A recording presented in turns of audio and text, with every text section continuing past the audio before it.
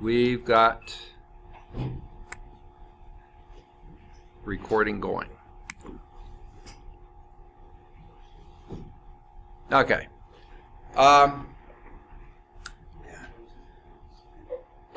Office hours for this week and next week are kind of crazy, okay? I won't go over today much, except that I didn't have full office hours today, but I'll explain that in a minute. Tomorrow, normally I'm on Birmingham campus on Fridays, 7:45 to 11:45. Not tomorrow. I won't be on either campus tomorrow. I've got a treatment. I've got to be at the clinic by 6:30 for labs, 7:30 for the treatment. It's going to last, they say, about 7 hours. Okay, so I won't be on campus at all tomorrow. Okay, when I'm through with it, I'm sleeping, so not much to do there. Now, that's tomorrow. Next week, Monday is sort of a normal day, normal office hours. I don't have many office hours on Mondays and Wednesdays. 11:15 to 12:15, and then I'm supposed to leave after 2, but I seldom do, so I'll be here after 2 for a while, at least 4:45, something like that, 5:15, something. Okay, but Tuesday is crazy again, because I have a doctor's appointment in the morning.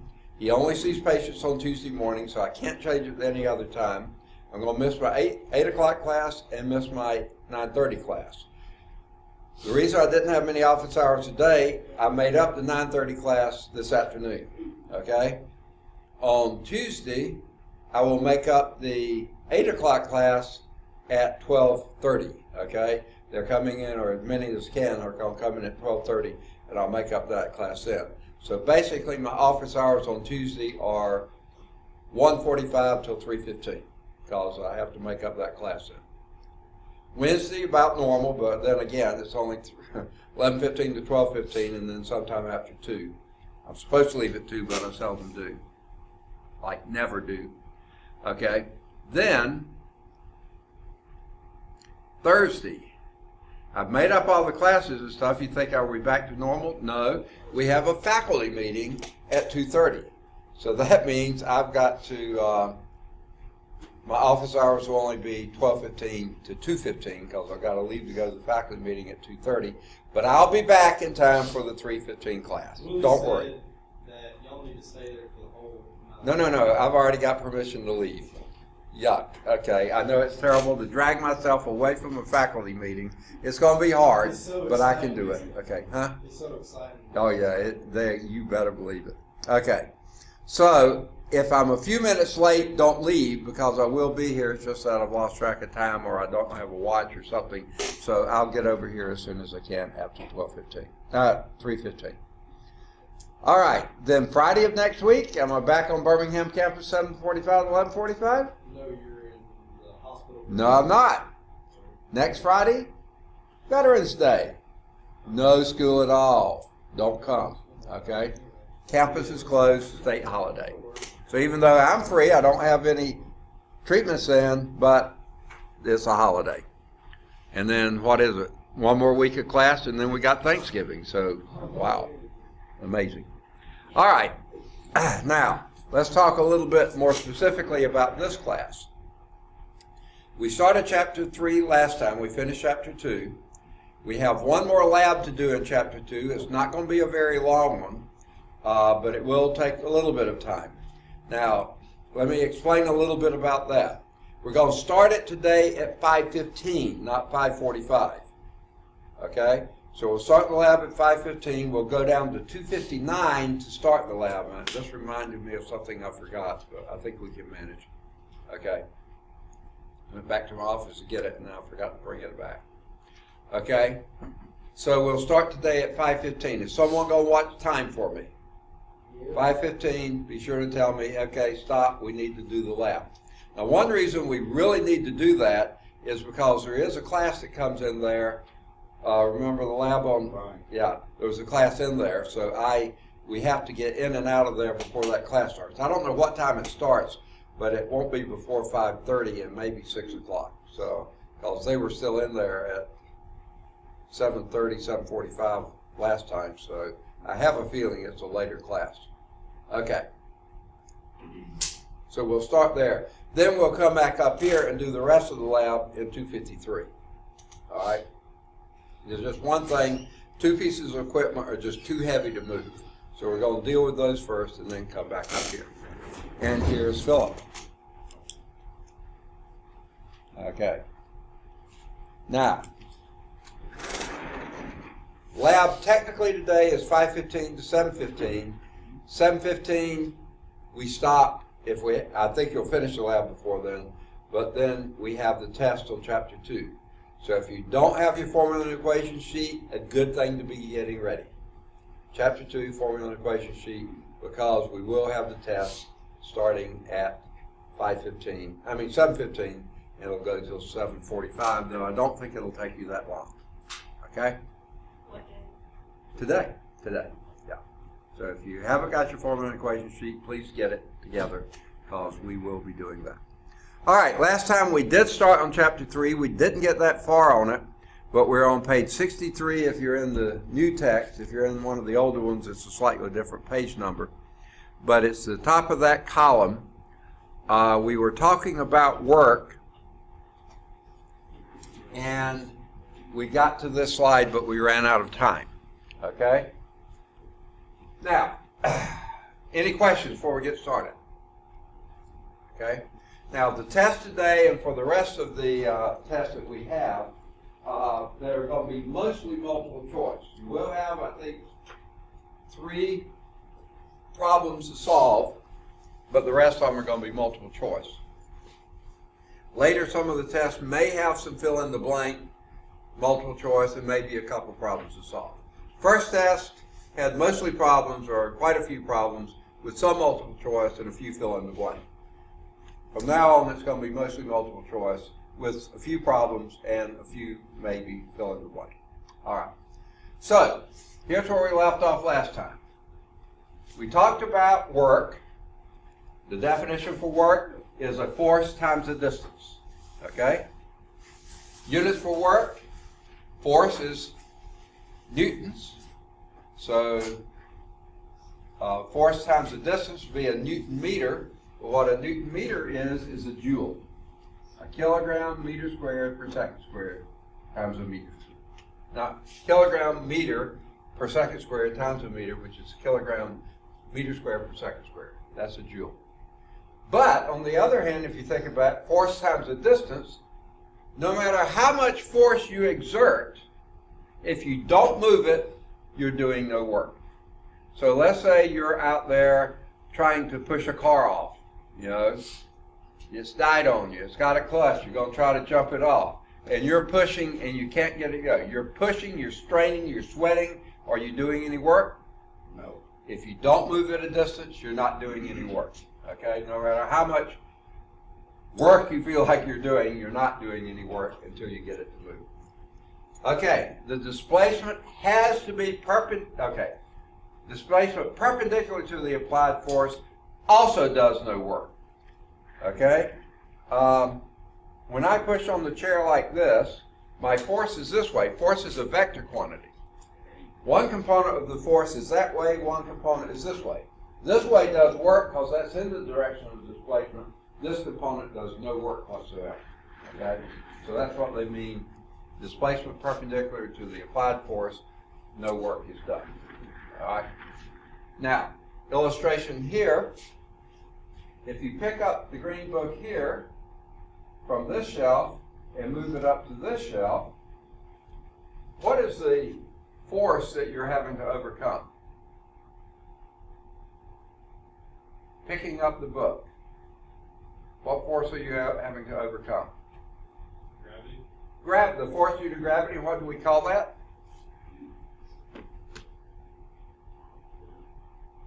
Weight. Okay? Weight is force due to gravity, and its formula, anyone remember that from the last chapter? Good to know, because you're being tested on that later today. Weight is mg, mass times acceleration due to gravity. So the force you're doing against the book, you're lifting the book against the force due to gravity and moving it up here. Okay? So the force is what, basically the weight of the book. The distance is how far you move it. Force times distance, that's the work you do. If you pick up the book here and move it down the shelf here, have you done any work on the book? Not really, because you're moving it, your displacement is this way, the weight is that way, you're doing the work perpendicular to each other. Okay? So work is force times the distance as long as the force and the displacement are in the same direction, or have components in the same direction. All right? Now I think the slide that's supposed to be here is the guy picking up the box here, okay? In fact, we may have had this one earlier. Let me see. Yeah, okay, we've already done that one. That talks about the units for work, okay? So, we're ready now for the next slide. Simple machines. This is the little blue blurb at the top of pages 64 and 65 in the newer edition. It may be something slightly different in yours. Some of the simple machines. Now, most of the time, these blurbs like this don't merit a slide, or they don't put any slides in. This one it does, and it's pretty important. Okay? With simple machines, get this, the basic premise is work in equals work out. In other words, the work you do on the machine, that's the work you get out of the machine. Okay? Work is equal. Work in equals work out. Does that mean the forces are equal? No. Why not? Good answer, but yeah. Okay, can I ask it this way? Can you lift a car? No. Yes, you can. Lift the car. Any of you have ever? Oh, wait a minute, yeah. You lifted a car. You didn't exert enough force to lift the car, but you had what they call a force multiplier called your jack. Okay, that force didn't come from anywhere else. You lifted the car, but think about this. You put a certain force down, let's just say 100 pounds, whatever, 100 pounds down. You lifted the car, which probably weighed 1,000 pounds or 2,000 pounds. But guess what? You exerted the 100 pounds down for what? 1.5 feet? The lifted the car maybe an inch. The force multiplier was in ratio of the distances. Okay? If you lifted the car an inch, but you pushed down for 1 foot, your force multiplier, the ratio of distances, is 12. You do 100 pounds down, you can lift 1,200 pounds up. You don't lift it as far because work is force times the distance.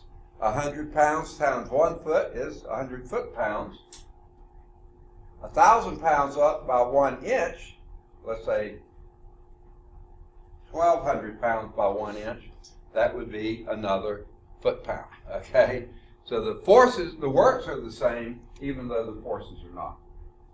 Now, one of the simplest simple machines is an inclined. Here's the formula. Work in equal work out. Work in is force in times distance in. That's work in. Work out is force out times distance out. You can apply different forces as long as you have different distances being moved. Okay? Let's see if they have a slide on the inclined plane. Okay. No, here's what they're doing now. What they do here is divide both sides by distance in. Okay? Now let's see. I think divide by distance out, don't we? Let me see. Yeah, divide by distance out, and then you get a ratio, distance in to distance out. There's your distance ratio. That's your force multiplier. You exert 100 pounds force in, but you have a 12 to 1 or 1 to 12 distance ratio out, so you can do 12 times the amount of force out. Okay? So with 100 pounds of force here, a 12 to 1 ratio here, you can do 1,200 pounds of workout. You can lift. Go back one slide. Okay. Please. What you have here, work in equal workout. Force in times distance in, work in, force out times distance out for work out. If you divide both sides by distance out, okay, then you have force out is equal to the ratio of distance in to distance out times the force in. That's the multiplier, okay, the force multiplier. 12 to 1, you push down 12 inches, pick up the car 1 inch, that's a 12 to 1. You do 100 pounds in, you can pick up a 1,200 pound car. That's a light car, but yeah, you can do that with your force multiplier. Okay? Now let's see if they have a sample of an inclined plane. No, they don't. Okay? But you know what an inclined plane is, right? A ramp. Okay? Now, have you ever tried to lift a really big heavy box, say, up onto a loading dock? Okay? It can do a number, right? But if you take that same box, put it on a hand truck, something like that, and roll it up the inclined plane, not nearly the force you have to do. Of course, you're going a greater distance to go that same height elevation, but you're using the incline to work for you. Okay, here's the manual.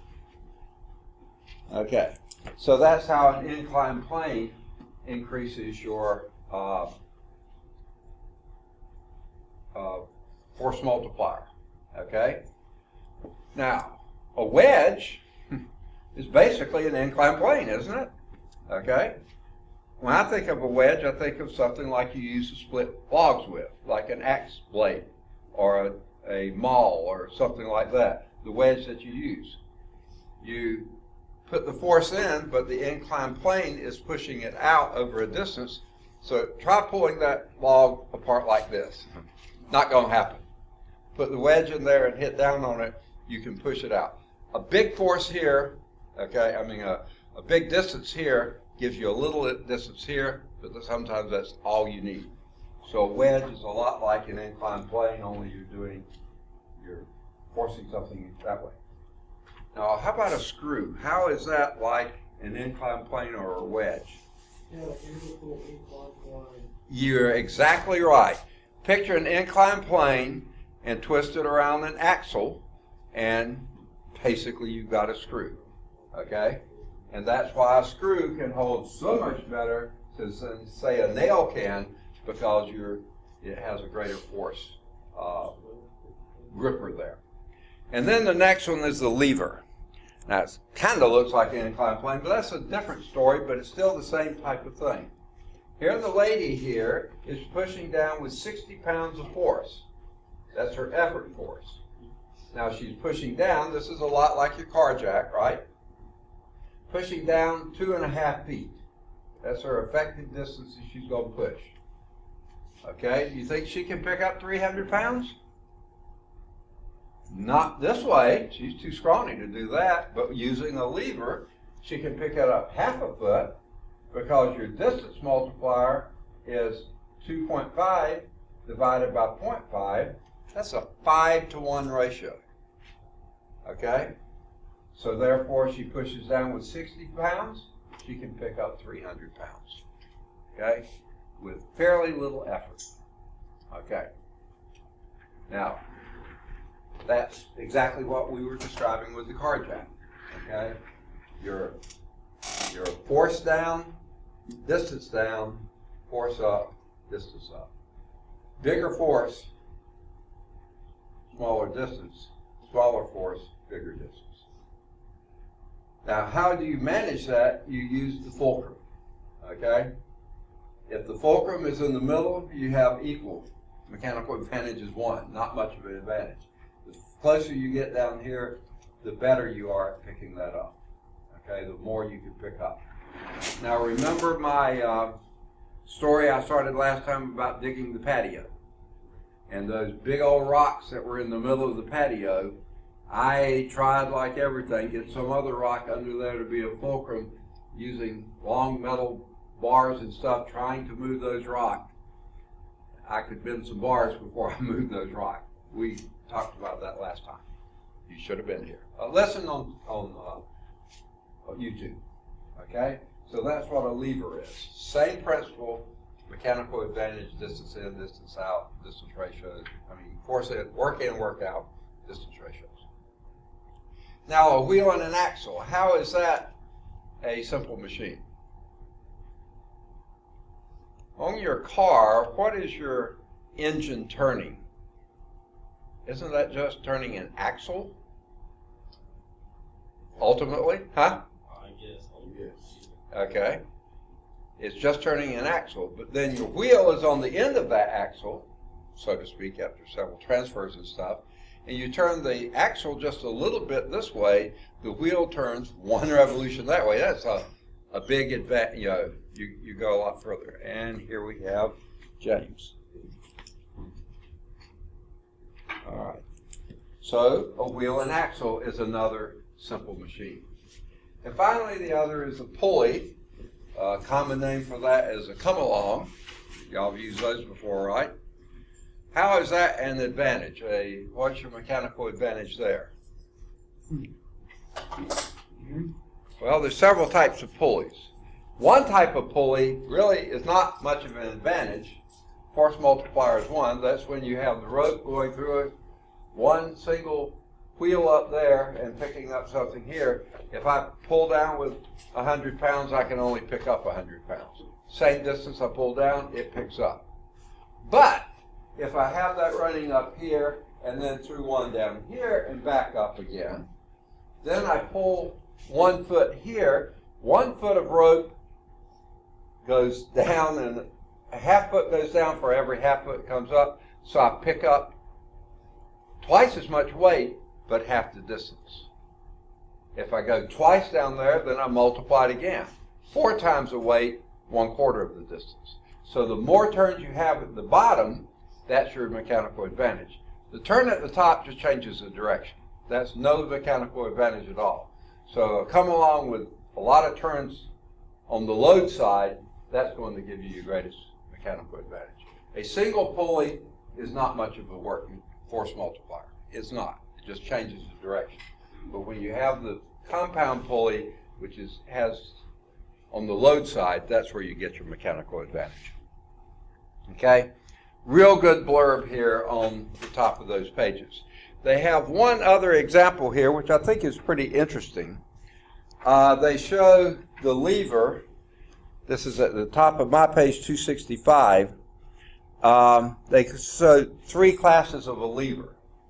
And the first of these is basically, they call it a first class lever. All it does is change direction. Just like the pulley at the top. All that does is change your direction. Okay? That would be, you put the fulcrum in the middle. This is your seesaw that you played on when you were a kid, right? Teeter-totter, whatever you called it. One person gets down here, it lifts the other one up there. The fulcrum is in the middle. As long as you put the same weight here, it pick up the same weight there, okay? Vice versa, okay? First class lever. Merely changes direction. The second class lever is the one where I have the effort out here, the fulcrum at the other end, and the load in the middle, okay? That's your second class lever, the resistance in the middle. Can anyone think of what that would be an example of that?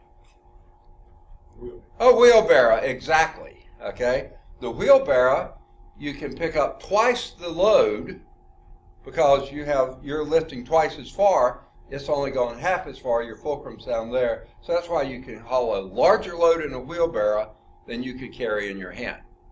You just don't lift it but half as far. The third class lever, that's a little bit different. That has the load at the end, the fulcrum at this end, and your effort is in the middle. Anyone think of what that would be? A shovel, right? Your load is down there. Well, really, you pick up a pretty small load, but you can throw it a lot bigger distance.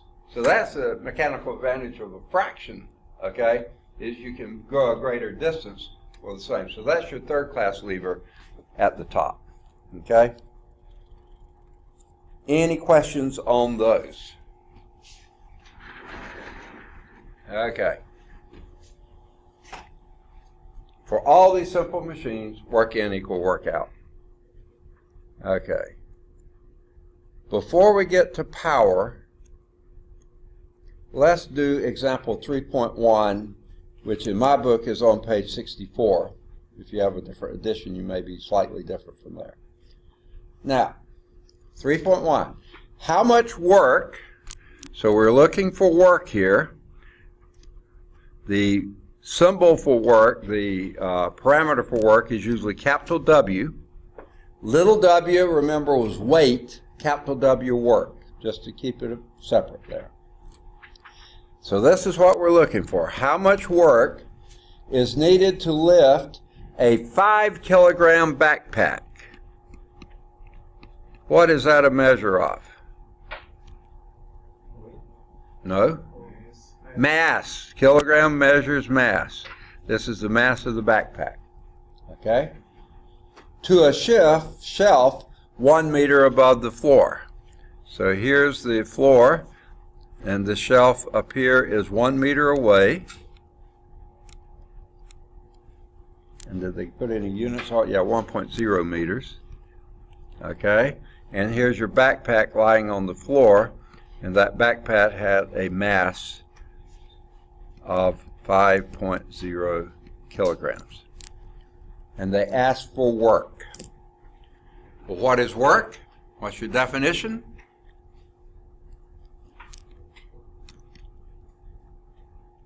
What's the definition of work?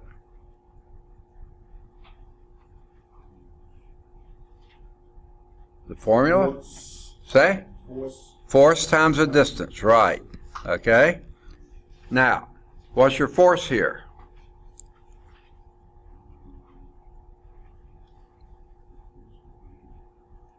What force are you going to have to exert to lift that backpack?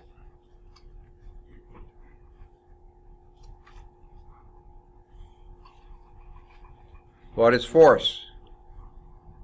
As in Newton's second law. Close to it anyway. What is force? Y'all got the test on this later today? That's sort of scary. What is force? What's one type of force? There's many types of forces. What one's force? What force do I have right now? Okay, my weight, okay? That's the force we're talking about. What is the formula for that, for your weight? Is what? Times the acceleration due to gravity, mg. Now this little w is weight, not work, but this is your force in this problem. It's the force due to gravity, F sub g. Well, what's the mass? 5.0 kilograms. And what is the acceleration due to gravity? We used it in lab. 9.8 what?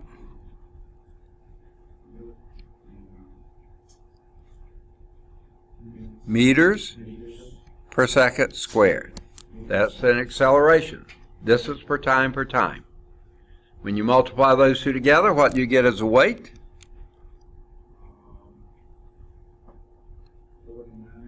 49 what units? Kilogram meter per second squared. What's a kilogram meter per second squared? That unit has a special name?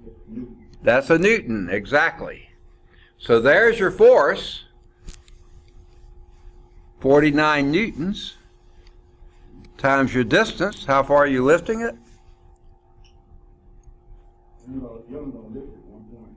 1.0 meters. Okay? So what's your work?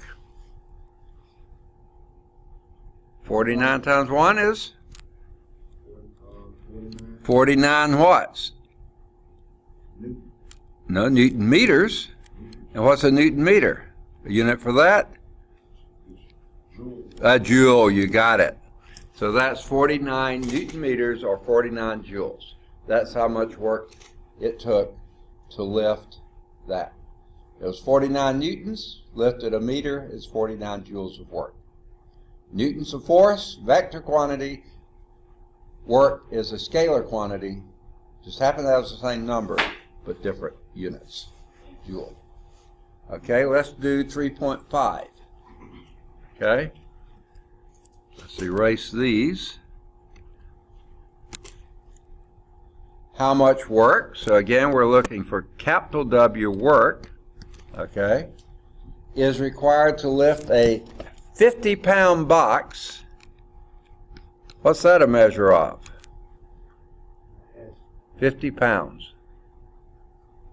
Weight, that is your weight. You don't have a mass in the U.S. customary system. That's little w weight.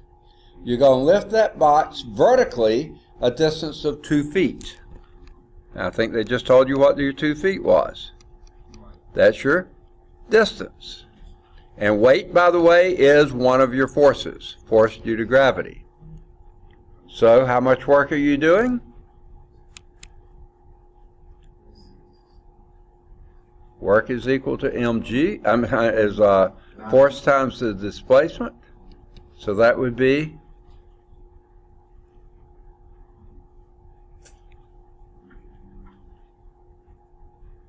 what's your force? What's your force?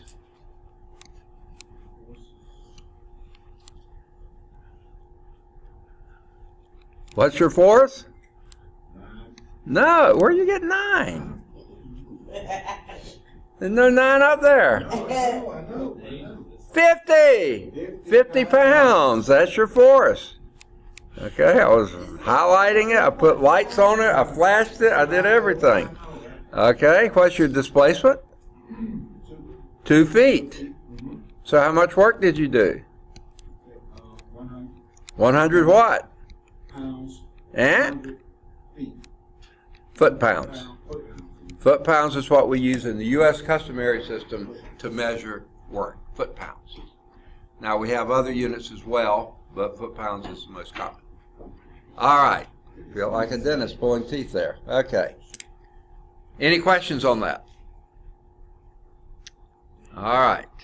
Let's move on to power. Now, frankly, when I hear students especially, but just about anybody, everyday thing, when people are talking about energy, they're talking about power. No, energy and power are two different things. When they talk about work, they use power. When they talk about force, they use the term power. No, those are different quantities, okay? Well, what do you reckon power is? Okay, let's go back to that first thing we talked about, distance or displacement. What's the next thing we did to that? Took the time rate of change of your distance or displacement. What do we give that quantity? A name called speed or velocity, exactly. Once we had velocity, then we took a time rate of change of velocity, and what did we get? Acceleration, exactly. Well, now we're going to take a time rate of change of work, the rate at which work is done, or the rate at which energy is transformed. That's what power is. The time rate of change of doing work. Change of work per unit time. And here's the formula. Power is equal work divided by time. We will use this in the next lab we do, the one we do on Tuesday. Okay? That'll be the first lab in Chapter 3. That's what power is. Not the same as work, it's the rate of doing work. Okay? Let's see if I have, and there's sort of a reason they use this as an example here. This horse is exerting a force of about 550 pounds to lift this block. Okay? That's just a simple pulley here. It's not doing any mechanical advantage. If he lifts this 1 foot, how much work has he done? 550 foot-pounds. Okay? And if he does that in 1 second, what power has he used? 550 foot-pounds per second. Square. That's called 1 horsepower. That's where we get the horsepower. Okay? Actually, James Watts, okay, was the one who I think first coined this expression. He said, what is the amount of work that an average dray horse will do in a day? And that's work per unit time, and he called that 1 horsepower. Of course, you break that into something smaller and over seconds and stuff. So that's what a horsepower is. 550 foot-pounds per second. Work divided by time. Okay? The rate at which work is done. Now, in the U.S. customary system, we call that foot-pounds per second, or if we convert that to horsepower, 550 foot-pounds per second is 1 horsepower. In the SI units, though, what would be the units for power? What's your unit for work in the SI system? Work in the SI system. We just talked about it. Huh? No, that's U.S. customary. Force time. Okay. Force times the displacement in the SI system. A newton is a force. A newton meter is a... The ladies wear them? Joules, exactly, okay. A joule, spelled differently though. So this would be, in the SI system, a joule per second. Now we have a name for that. 1 joule per second. Actually named after the guy who figured out what a horsepower was. What's the unit for power in the SI system? What is the unit? It's a joule per second, but what is that? Now it's a watt. A what? A watt. A watt. Yeah, okay, never mind. Okay, that's the unit in the SI system is watt. Now the symbol for that is W, okay? The parameter for work is capital W. The symbol for power is capital W watts. This has to have a number in front of it. 7 watts, 15 watts, 475 watts. That has to have a number. That's the unit. The symbol for work is W. That's not a unit. The unit for work is joule. So don't get your units and symbols crossed up. Okay, so in the U.S. customary, it's a horsepower whose James Watt discovered or defined it, but then in the SI system, they named the unit after watt, so it's called a watt. Now, where do we usually think of watts? Light bulbs, yeah, exactly. That is usually think of as electrical power. And that's exactly what we use. But you see, once we get into power is power, work per unit time. So power in the electrical system is the same as power in the mechanical system, which is the same as power anywhere, work per unit time. Okay? And the unit for that is watts. Now, this will be the next lab, not the one we do today, but the one we do Tuesday. Y'all will be walking stairs and running stairs, carefully, okay? And you'll be measuring the amount of power you're expending, okay? You will be figuring that out, okay? Let's go back to this definition. I'm going to continue the story of the patio. We started this last time. If you weren't here, you need to listen to it on YouTube. It's out there. But when we moved into the house where we are now, we loved the yard. We liked the house. You know, everything was good, except previous owners had built an extension on the back of the house. Well, the house was built on the hillside, and the original layout was perfectly fine. But when they built the extension on the back, they dug into the hillside, so the soil came right up under the window in the back. Well, all the hydraulic pressure was washing downhill against the side of the house, It was doing okay, but in time, that's going to cause some problems. And they had wood-to-ground contact, even though I'm sure they used treated lumber. Guess what? That treatment is going to leach out in time, and you'll get termites. So I told my wife, I said, well, if we wind up getting the house, we need to do something in the backyard to get the water to move away from the side of the house and also to get the wood-to-ground contact. And she said, good, I wanted a patio anyway. Not exactly the project I had in mind. So we started digging on the patio. That's where we ran into the rocks, and huge rocks. Rocks that took me probably a day and a half to dig them out so I could move them. That was the example last time. All that digging and struggling and prying and pushing. How much work did I do on that rock? Zero until I moved it. And up until when it wasn't moving, no matter how much energy, how bad my back hurt, and anything else, I was doing no work. Okay? So, anyway. So let's get to the power issue. So I had, as I told you before, a pick, a shovel, and a wheelbarrow. And that's what I was digging out the patio with. Okay? Running into all these rocks and this kind of stuff. Well, I had most of the summer to do this. This is back when we were on the quarter system. And in that quarter system, we had a 10-week quarter. The first quarter, I taught 2 automotive math classes. They don't have these anymore, but they used to have them.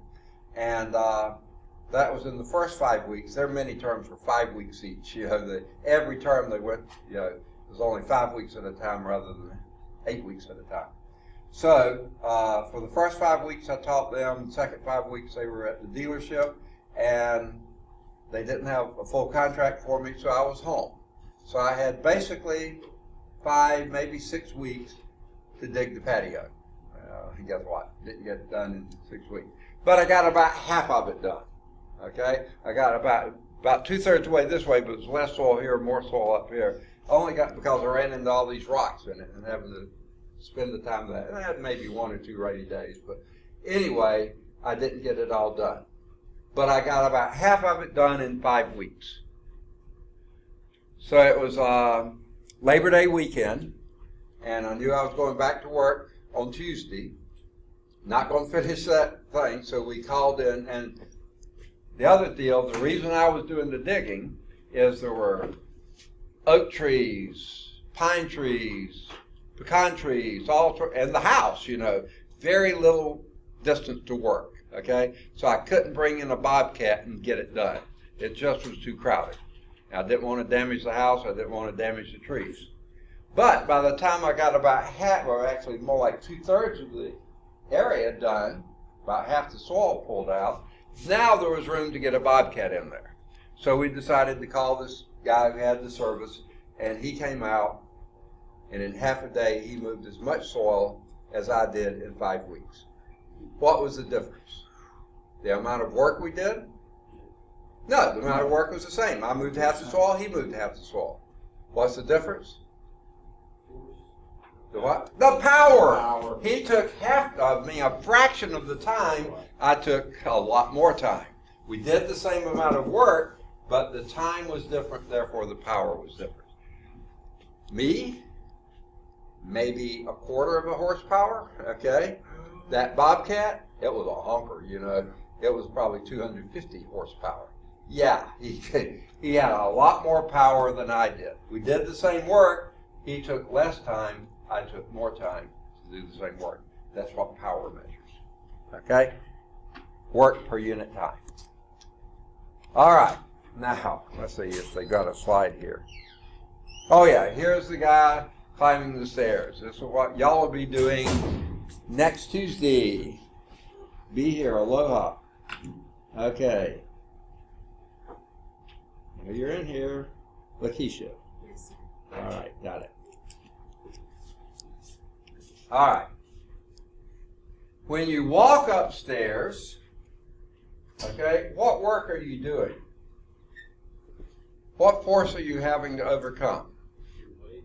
Yeah, your weight. You're moving your weight perpendicular. Now, you're also moving your weight horizontal, but guess what? That's not doing any work because gravity is pulling down. Any horizontal displacement is doing no work to speak of.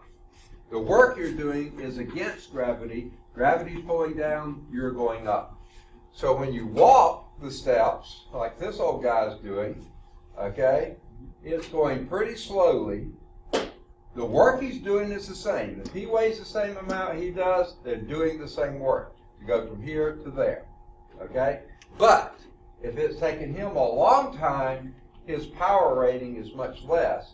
If it's taking this guy a short time to do the same work, travel the same vertical distance, he weighs the same, then he's doing greater power but equal work.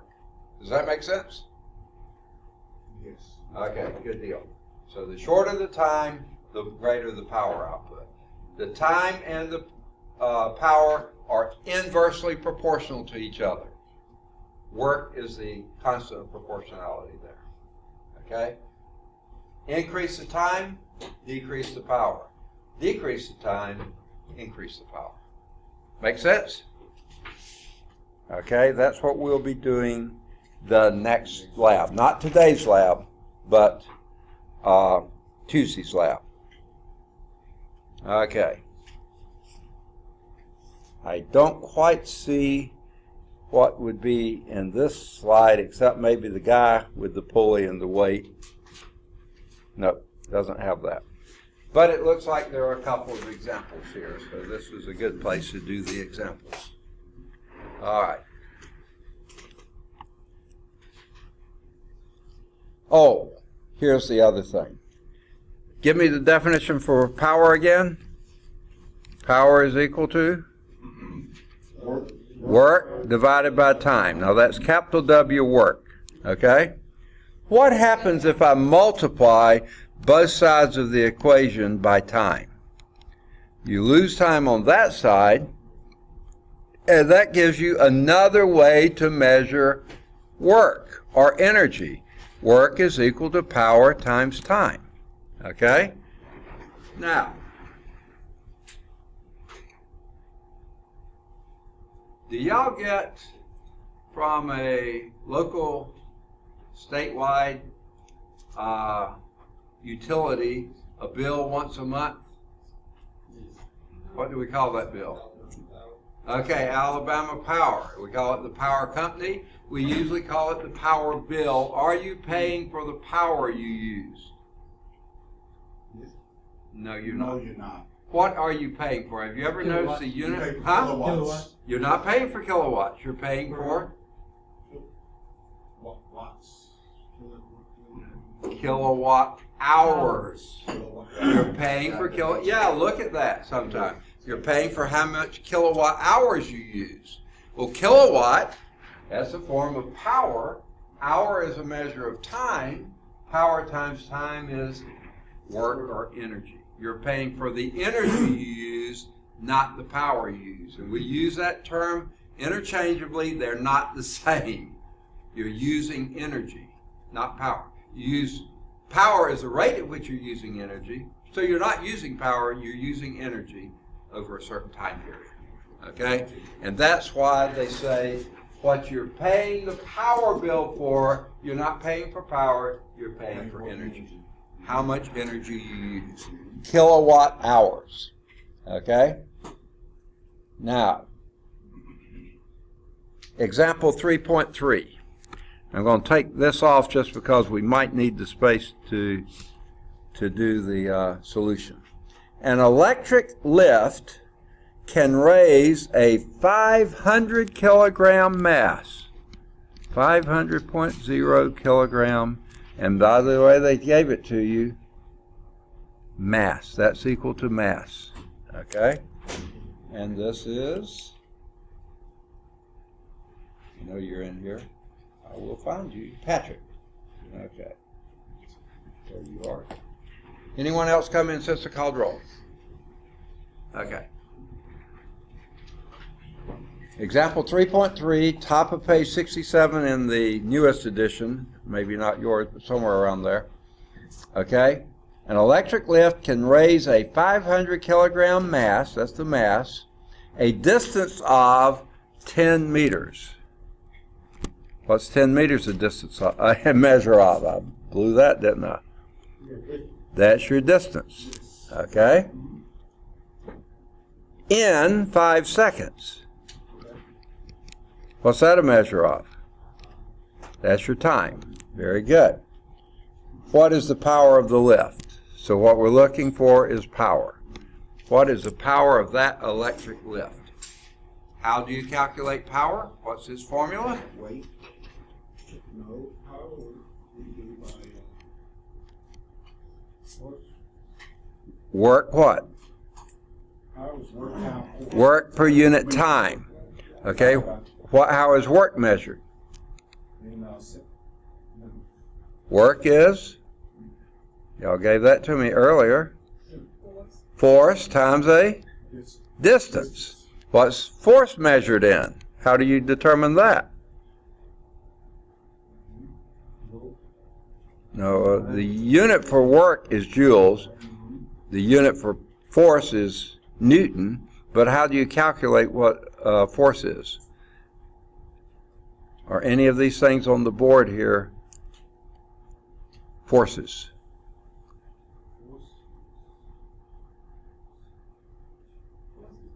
Weight. Force is weight, and what is your weight? That's a little w weight. What's the formula for it? mg. Very good. Okay? So here's what we got to do. To calculate power, we need work, which is force times a distance, but force is weight, which is mass times acceleration due to gravity. Multiply that times a distance, and that gives you work, and then divide that by your time, and that gives you power. So what's your mass here?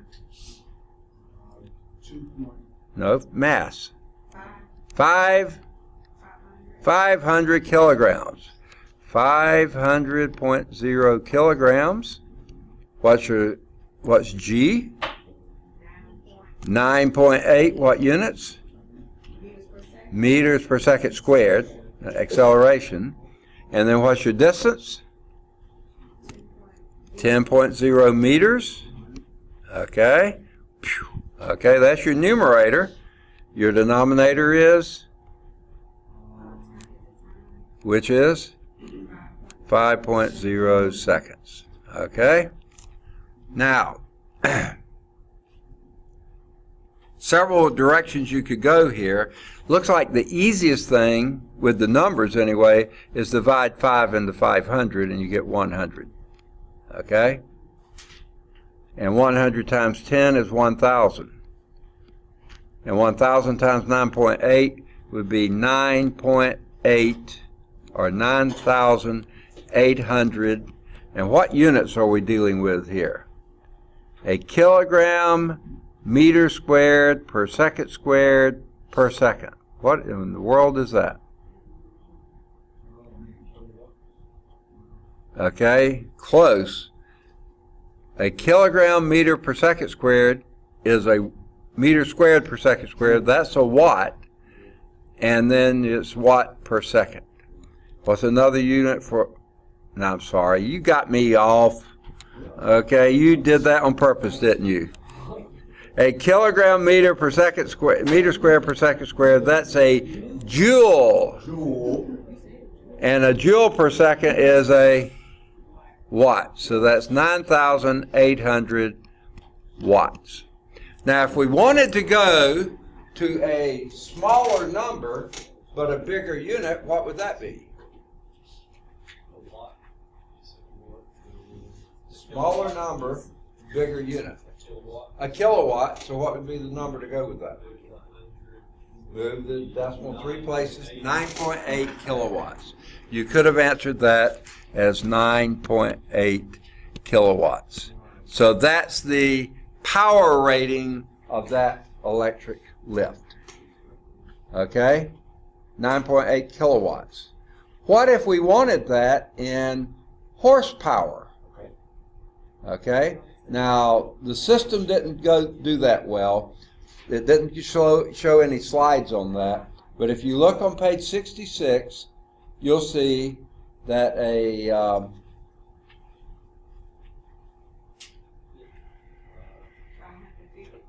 Yeah, say again? Okay, 550 is the foot-pounds per second. That's a horsepower. But we're not dealing with foot-pounds per second. We're dealing with watts. So if you go read just a little bit further on the second column on page 66, you'll see it says that it takes 746 watts to make 1 horsepower. 746 watts equal 1 horsepower. So basically when you're looking at watts and horsepower, a watt is a very small amount of power. A horsepower is a pretty good sized amount of power. But if you move the decimal 3 places, that would be 0.746 kilowatts. That's what 1 horsepower is. So 1 horsepower is smaller than a kilowatt, but they're close. About 3/4 of a kilowatt is 1 horsepower. So they are really close. Watts and horsepower way far apart. 746 watts to make 1 horsepower. So a horsepower is a much bigger unit. A kilowatt is a bigger unit than a horsepower, but not by much, just by a little bit. So if we know that 746 watts is 1 horsepower, and you had 9,800 watts, multiply that by number, our units, okay? You're trying to get to horsepower. So what do we put on top? Always put the units in their place. One goes above, one goes below. What goes where? Okay. Yeah, put horsepower on top, watts on the bottom, so the watts will cancel out and you get horsepower where you want it. And then what was the conversion? 1 horsepower was 746 watts. So if you got a calculator, get your calculator and do 9,800 divided by 746. Multiply numerators, divide by denominators. And what does that give you? 13. Approximately 13 horsepower. It's going to be some fraction, but approximately 13. Now, why did they only say 13? Well, we had 4 significant digits here, 3 here, 2 there. 2 there. So guess what? Who cares about the 4s and the 3s? You can't get any more precise than the least precise coming in. So 2 digits is all you got. So 13 horsepower. I don't remember now whether it rounded up or rounded down, but that's about what you got. Okay. All right, on that one, multi-step problem. Got to figure out each piece of it. Okay? Let's do 3.4. Have y'all got this one already? No. You need me to leave that up there a little longer? No, that was okay. Okay. Okay. All right.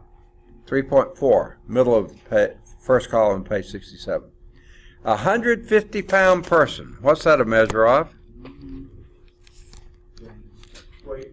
That is a weight, little w weight, which is also the, what's another name for that? Force due to gravity, exactly, F sub G. He runs up a 15-foot stairwell. So 15 feet is what? That's the distance, specifically the distance up, okay? Not over, but up. Distance up, 15-foot stairway, in 10 seconds. What's that a measure of? 10.0 seconds. That is your time. Very good. What is the horsepower rating of that person? So you're looking for, what does horsepower measure? What's that? Yeah, what does it measure? Yeah, what does horsepower measure? Power, that's why I call it horsepower. So we're looking for horsepower, okay, in the power rating in a horsepower. And what's the formula for that? Power is? Yeah, work, that's work per unit time. Okay? And what is work? Force. Force times a Distance. displacement. Okay, I think we got what we need. The force here is 150 pounds. Okay, that's how much the guy weighed, or person weighed. And the distance up that he ran, or she ran, 15 feet. Okay, divided by 10 seconds. Okay, so I think the easy thing to do is divide out 10, and that will give you 15 pounds per second. Okay, 15 times 15 is 225. 225 what units? Foot, pounds per second. But we asked for horsepower, and you gave that to me started to just a minute ago. What are we going to put on and put where? We want horsepower as the final answer. So we want horsepower on top and foot pounds per second on the bottom. So these will cancel out. So how many horsepower is how many foot pounds per second, or vice versa? 225. No? What did you just gave it to me? 700 and, No, that's watts. 550. 550 which way? Is that horsepower or foot pounds per second? That's foot pounds per second. 550 foot pounds per second is 1 horsepower. So that means you take the numerator, the 225, divide it by the denominator, 550. What do you get? Point 44? Okay. Oh, 0.41. I'm sorry, I misunderstood you. I thought you said 441. Okay. Okay. 0.41 horsepower, approximately. Okay? Wait, here we had 3 digits here, we had 3 digits there, we had 3 digits here, but we had 3 digits here, but we only had 2 here, so our answer can't be any better than 2. Even though everything else in the problem gave us 3, you can't get more precise than the least precise of your inputs. And that was 2 digits, so 0.141 horsepower. When y'all do yours, I bet y'all gonna work a lot more power than that guy did, okay? And he was running, or she was, whoever. Okay. Any questions on power? Okay. So let's now move to 3.2, which is motion, position, and energy. Okay? These 3 things they sound like they're at all related. They really don't sound like it, but indeed they are in sort of some strange ways. First, work and energy are related. Okay? They're like first cousins or something. Here's the definition for them. Energy is the ability to do work. When I was out there digging the patio, I charged up on some energy, so I had the ability to do the work. Okay? Ate my grub. Okay? On the other hand, work is the process of changing an energy level. Okay? Now, what do we mean by that? Well, here's the book on the top of the desk here. And if I wanted to move the book to a shelf up here, I've got to change its energy level, so I do work on the book to elevate it from there to here. Now, the only work I'm doing has not got anything to do with the horizontal distance, it's the vertical distance, because the force is due to gravity. So I'm doing work against the force due to gravity that's pointing downward. So it's only the vertical change that I make there that does. So work is the process of changing the energy level of the book or of whatever. Okay? When I was shoveling the soil, change it from the energy down there into the wheelbarrow. Okay, whatever. So it's the process of changing the energy level of the material. Okay? Next. Okay, that's a nice phrase, isn't it? There is also a relationship between work and the energy associated with position. position. Okay? That's what I just described. Does the book have more energy when it's here or when it's up here? When it's up. If not, give me your foot and I'll drop it from here. And I'll also drop it from here. And you tell me which feels like it has more energy. Okay? Yeah, when it's up high. So there is work associated with position. Okay? The relationship between work and the energy associated with position. We give that a very special name. Oh, and then also we'll have a relationship later in the section between work and the energy of motion. Okay? The energy of motion.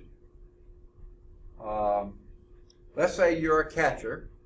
Maybe for the Chicago Cubs, world champions, right? No. Okay? All right. Boy, that was some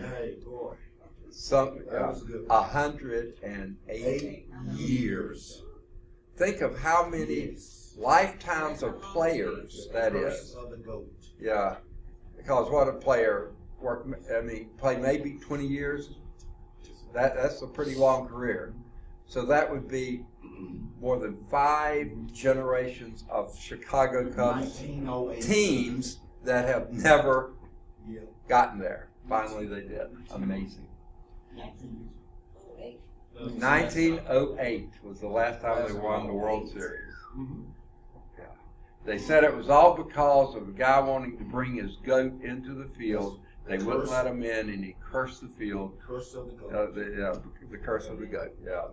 Never mind. Okay. Anyway, relationship between the work and energy of motion. So imagine you're a catcher, okay? And I'm going to throw you a tennis ball. Okay? Okay? Do you think that tennis ball, the energy of its motion, it's got energy in the motion, right? Yeah, of course. Okay, now what if I throw you a bowling ball? I know. That'll go up. Now I'm going to duck, okay? Because the energy of that bowling ball is a lot more because it has, okay. So there is an energy associated with motion, okay? And the work you do is what it takes to stop it, okay? Catch that tennis ball or bowling ball, okay? A lot more work to stop the bowling ball, okay? So let's first look at potential energy. And this, by the way, is on the bottom of page 67. The energy associated with position. In other words, the potential to do work, okay? This book will do a certain amount of work on my toe if I drop it from here. It will do more work on my toe if I drop it from there. It has greater potential up here than it did down there. So that's potential energy, the energy associated with position. We're going to talk about a couple of different types of potential energies. Most of the time we're going to talk about gravitational potential energy. That's what I was just mentioning there. This is work against gravity I'm doing to lift it here, so that's gravitational potential energy. Now, do you remember the picture we had right back at the beginning of this chapter of the dam and the water behind it? That water piled up behind it had more energy because of its position. The water up here had a lot more energy than the water down there. So this water will go over the dam, turns the turbine, changes to electrical. So gravitational potential energy. The key measurement here is the height of the fall. How much change of potential you have between change of heights. You need a reference height. Okay? So what is the potential energy of this book? Well, what height do you, well, first, the weight of the book is part of it. The other part is the height of the book. That gives you energy, right? Force times distance. So where is your reference level? The floor? Okay, that sounds reasonable. But when I was over here, it was the table. So you need to determine what, if I go to the window and hold out, what would it be? The ground below. Or if we went down the Gulf Shores, it would be sea level. So where is your reference level? You really need to know that. You need to define that before you ever start the problem. And here's my suggestion of what to use for that reference level. How low can it go within this problem? Okay? If I'm only lifting it over the desk and I'll drop it on the desk is a good zero reference level. But if I move it over here and can drop it to the floor, then use the floor as a desk level. Even if I'm over the desk, if it could get over the floor, use as low as it could go. If I could go over to the window and hold it out, then use the ground below. And if you're talking about dropping something, sea level, then use that. You decide what your reference height is and measure all your heights from there. Usually a good idea to use a reference height as low as it can go in a given problem. Now, if you do go lower later, you can have a negative potential energy. That's fine. Now, there's also other types of potential energy. There is elastic, or also called spring potential energy. We'll talk about that a little bit later in the section. That would be compressing a spring, stretching a spring. That gives potential energy as well. Energy of position. We'll also, in a couple chapters from now, talk about electrical charges and their potential energy. When you have two positive charges and you bring them close together, they're pushing apart like crazy, okay? That gives you potential. Or a positive and a negative, you're having to hold them apart because they're pulling together very strongly. So those are potential, electrical potential energies. We're not going to mess with that now. That will be in a later chapter. There are other types of potential energy. Chemical potential energy. Those little leaves, green leaves on that tree out there, right now, when the sun's shining on them, that's activating the chlorophyll, and the chlorophyll is changing the chemical potential of water that it gets from the soil. There's not much of that these days, and the carbon dioxide it's breathing in through the leaves, and it's making that into sugars, simple sugars, and that stores more energy than water and carbon dioxide by itself. So it's changing the chemical potential energy. And there's all sorts of things. Later, when we go to burn petroleum, those are leaves that made that change thousands and tens of thousands of years ago, stored that, and then we pump that fuel out of the ground and refine it and stuff, and then we burn it. So we're using potential energy that's stored a long, long time ago. We're using it like it's no tomorrow, okay? So those are other kinds of potential energy. Now, work can change potential energy, like I just showed. I do work on the book, and I change its potential energy. The book does work on me, it changes potential energy. So yeah, work can change levels of potential energy. Okay? Kinetic energy can also change the potential energy. Okay? For instance, let's say that I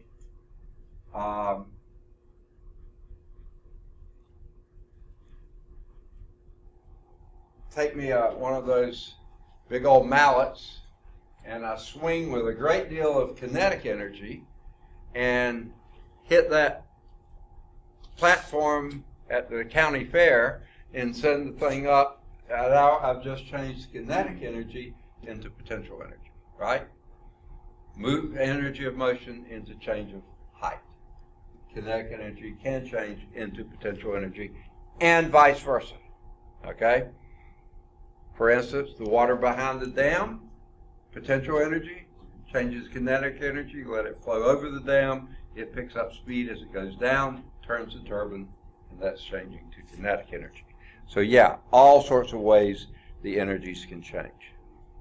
So here's the book. Why would you ever do this? But you drop a book from the third floor or fourth floor of a building, it's going to change its potential. It has various potential energies. Again, if you use the floor of that fourth floor as your zero reference level, your reference position, your height then would be that. The potential energy of the book would only be that amount. But if you went and held it out the window and held it above the ground, now its potential energy would be here. But if that's your reference level, you've increased the potential energy to there, you're decreasing as you go down, so now the potential energy down here would actually be negative. Make sense? Now if you chose that as the zero potential energy, it'd be zero here, but a much higher energy up here because you raised a much higher height. So it's all relative. Usually what we're interested in is change of potential. And especially in electrical, we'll call that the potential difference. You've heard that before, haven't you?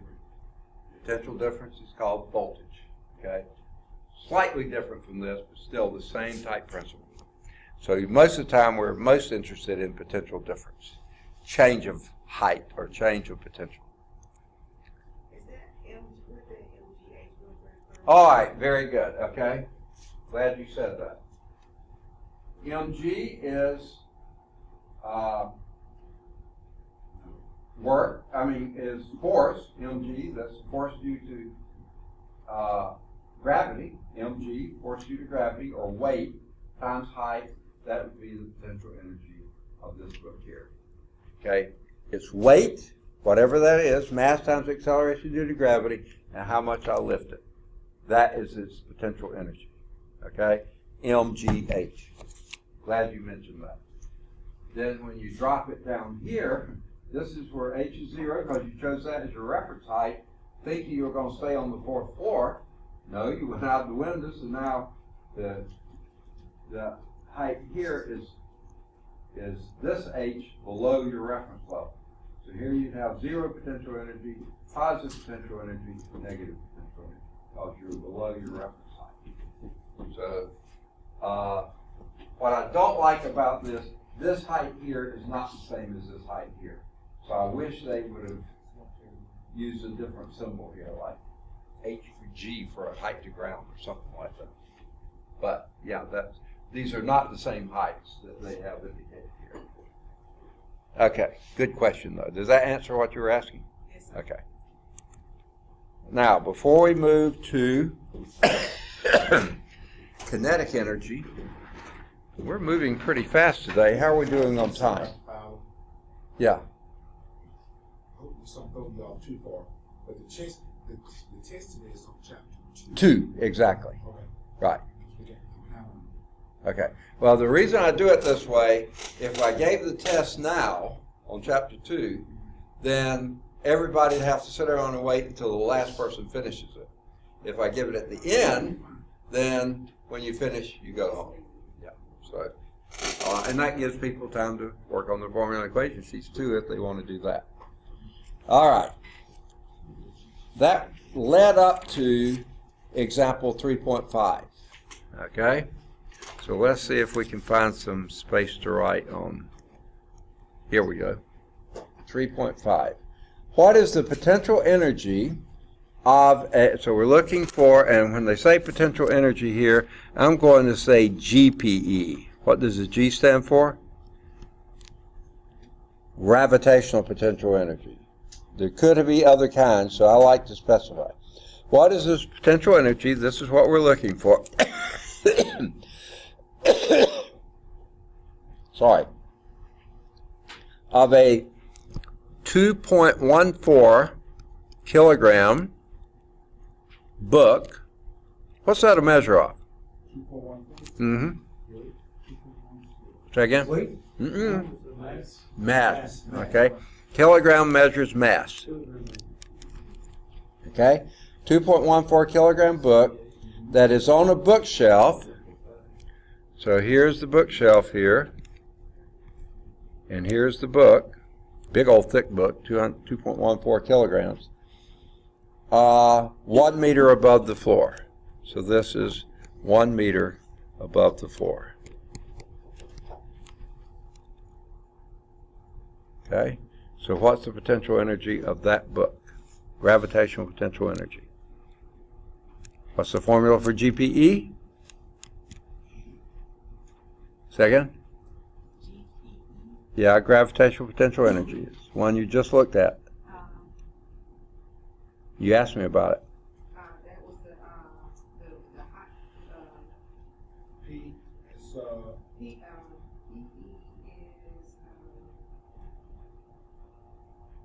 MGH. MGH, exactly. So this is MGH. What is this 1 meter a measure of? What? What's the 1 meter a measure of? That's your H, okay? Or more specifically, your delta H, where this is your 0 reference level, okay? That's your zero reference level down there. And this, that's a pretty ugly equal sign. Let me get that to look a little bit better. Okay. Okay. So, what is your GPE? Your mass is 2.14 kilogram. Your G, what is that? Gee whiz. Okay. What was your G? Y'all have answered it 2 or 3 times today. What about gravity? It's 9.8 meters per second squared, which is an acceleration due to gravity. It's not gravity, it's acceleration due to gravity. And finally, what's your H? 1.0 meter height. Okay, yep. Get out of there. Okay. So what is that gravitational potential energy? If you got a calculator, punch it in. 2.14 times 9.8 times 1. That doesn't change anything. 3.97? 20. Huh? 20. I can't hear you. I got 20. Oh, 20. Okay, I thought that seemed like a pretty low number. Yeah. Okay. 20.97. Okay, that makes more sense. 21, what units? Nope. mg is newtons. That's force. Force times the displacement is a... Second? No, that's divided by time is power. Force times displacement is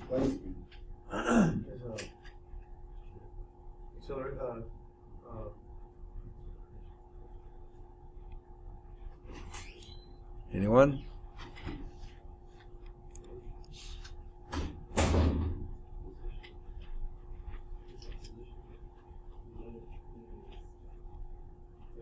Force times the distance. Position. Second? Position.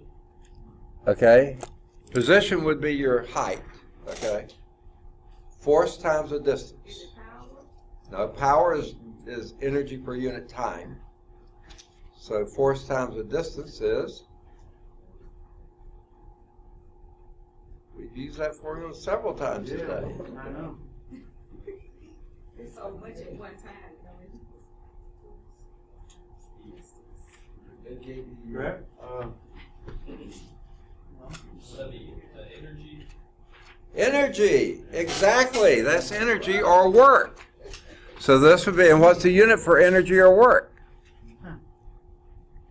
It's kilogram meter squared per second squared. That is a joule, exactly, named after James Prescott Joule. 21 joules. Okay? And that's exactly what they got. Okay, feel like a dentist here. Okay? Now, let's go to, let's go to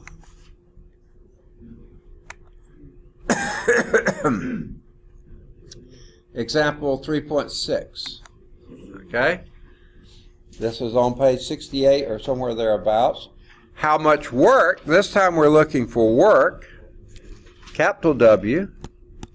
How much work can a 5 kilogram, 5.00 kilogram, what's that a measure of? That's your mass. What's that? Example 3.6 on page 68. Or somewhere thereabouts. See it? It's on 69. It's what? 69 in my book. Oh yeah, 69, okay. 68, 69, somewhere around there. Okay?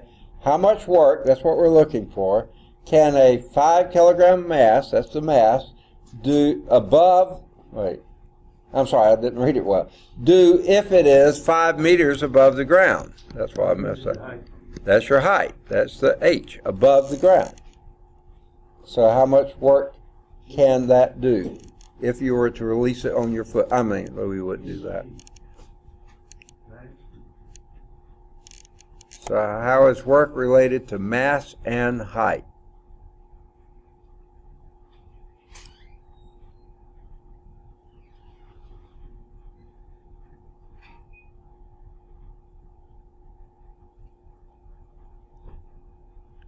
Work is the, what do we call it?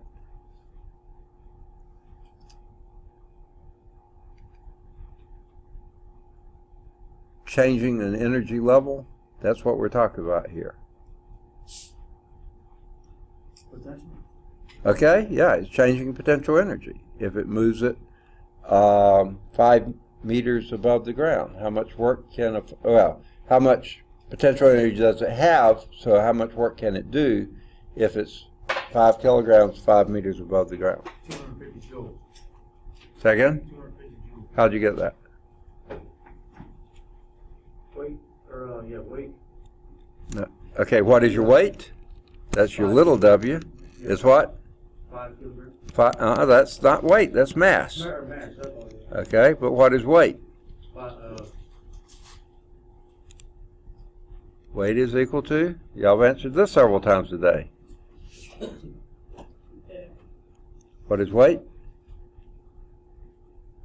I'll give you a hint. It's a force due to gravity. Say that again? Oh. Yes, mg. That's it, mg. So there's your m, 5 kilograms. What's your g? You've answered that several times today. What's g? Gee whiz.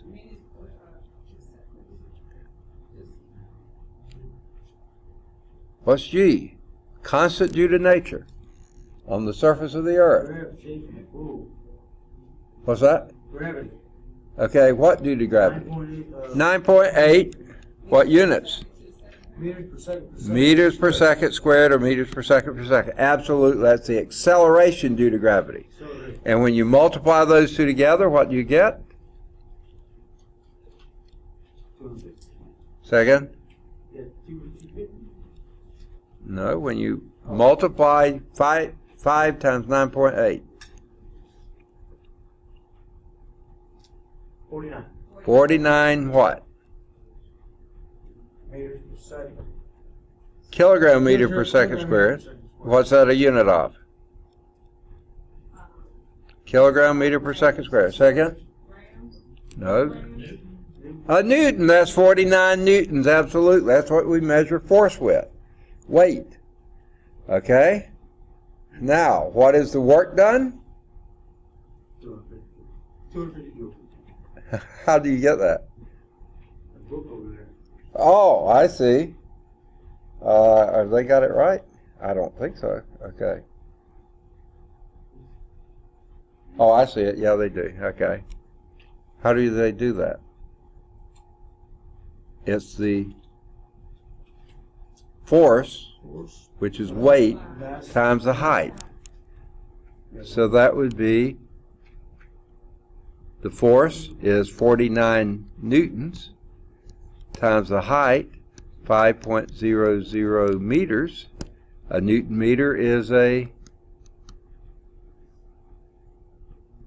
joule, okay? And if you multiply 49 times 5, I got 245. say I ain't 245. 245 joules. Okay, but here's what they're doing. Okay, they look at this and say this is only good to 2 digits, so round that to 250 joules. That's what they did. That's where their round-off error came. Round-off came. Okay, and it's sort of strange that they would round it that way, but that's what they did. I would have said 245 joules. That's why I kept saying, how do you get that? You get it by rounding off. Okay. Now, there's the concepts applied here on, work and power. Walking power, running power, that's what we're going to do in the next lab, not today's lab, but Tuesday's lab. Okay? So now we're ready to move to kinetic energy. All right. By the way, you'll run into this term a bit. Kinetic means or implies moving, motion. I have a nephew who graduated at Louisiana Tech in kinesiology. which is the study or the science of motion, human body movement. He's now a physical therapist, okay, and that was the major he did as an undergraduate to get ready for it. We talk about kinetic friction, the friction of one object moving past another. Static friction is when they're still against each other. Kinetic friction is the friction of motion. So kinetic energy is the energy associated with motion, moving, okay? Those pitchers throwing those fastballs last night, fastball had a lot more energy than those change-ups, okay? Because they had greater motion, okay? Results from work or result from change of potential energy, okay? I do work on the chair, I give it kinetic energy, okay? I change its potential energy by lifting it up, and I'm giving it kinetic energy, okay? The energy of motion either results from work or the change of potential energy. More correctly, if you allow the book to drop, it picks up speed as it goes, losing potential energy, gaining kinetic energy until it hits the floor. Now, what is the formula for kinetic energy as opposed to potential energy? We did potential energy earlier. What's the formula for kinetic energy? 1/2 mass times velocity squared. Perfect. 1/2 kinetic energy is 1/2 the mass times velocity squared. What units does that turn out being? What is 1/2 is that got in a unit? Mass. What units will we use for mass? Kilogram. How about velocity? Huh? Meters per second. That's velocity, but then when you square it, you get kilogram meter squared per second squared. Haven't we seen that somewhere before? That's a joule. Kilogram meter per... See, a kilogram meter per second squared is a Newton. Multiply Newton times a meter, and you get a joule. So a kilogram meter squared per second squared is a joule. So sure enough, kinetic energy has the same units as potential energy. Potential energy has the same unit as work. All of them are representations of energy. Now,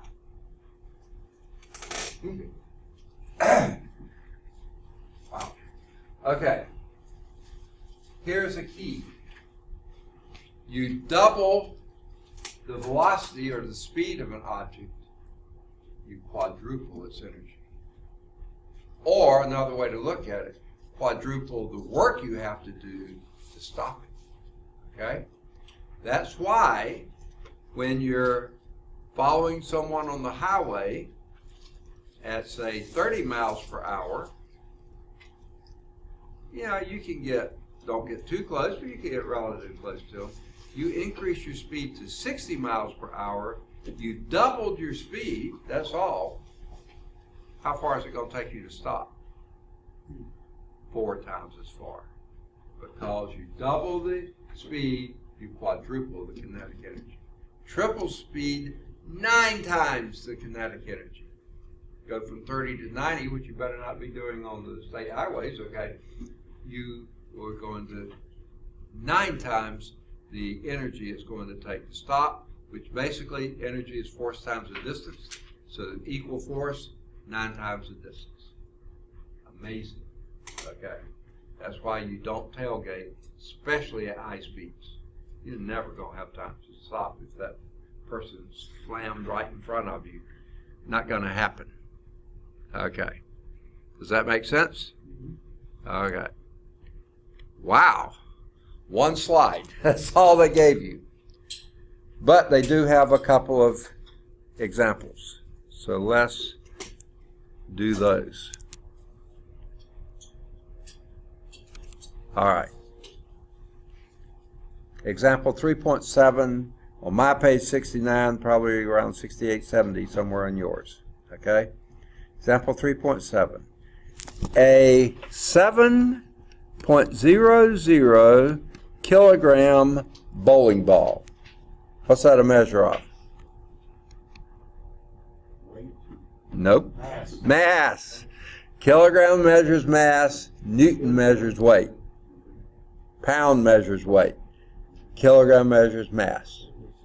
So a 7 kilogram bowling ball is moving in a bowling lane with a velocity of V is equal to, that's also speed by the way, 5.00 meters per second. 5.00 meters per second. Okay, now let's just picture that. 5 meters would be, I'm about 2 meters tall. Okay, that would be maybe another meter, right, the ceiling. So then another, me standing on top of the ceiling, that's 5 meters. That's pretty decent height, okay? That far in 1 second. It's moving along pretty well, pretty fast, horizontally. Each of these squares here, I think, is 1 foot tiles, aren't they? So 3 tiles would be 1 meter. So 15 tiles would be a little bit short of 5 meters. Maybe 16 of those would be 5 meters, something close to it. That's how far it travels in 1 second. Bowling ball is moving pretty well. Okay? What is the kinetic energy of the ball? What's the KE of that bowling ball? 1/2. 1/2 what? The mass times velocity squared. So that would be 1/2. What's the mass? What is it? No, the mass. Right up here we have it. No. 7 kilograms. 7.00 kilograms times. Second. 5.00 meters per second squared. Okay, that'd be 1/2 or 0.5 times 7.00 kilograms times 25 meters squared. Yeah, you can put a 0.0 if you want to. Meter squared per second squared. Okay, now probably need a calculator for this one. 0.5 times 7 times 25.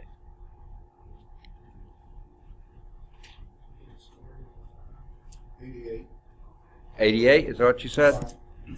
88, what units? A little louder. What'd you say? It's kilogram, meter squared per second squared, but what's that another unit for? Joules, exactly. About 88 joules. Okay, let's see what they got. If I can find it. They said 87.5 joules, okay? Now, here's the reason, because notice their units, 3 significant digits there, 3 there, 1/2 is 0.5000, as many as you want. So yeah, you really should related that to 3 digits. So what would that be in 3 digits? Was that it? Okay. 87.5 kilogram meter per second squared, which is meter square per second squared, which is 87.5 joules. All right. Let's go to example 3.8. 100 kilogram football player. What's that a measure of? Okay, that's the mass of the football player. Does anyone know about what weight that is?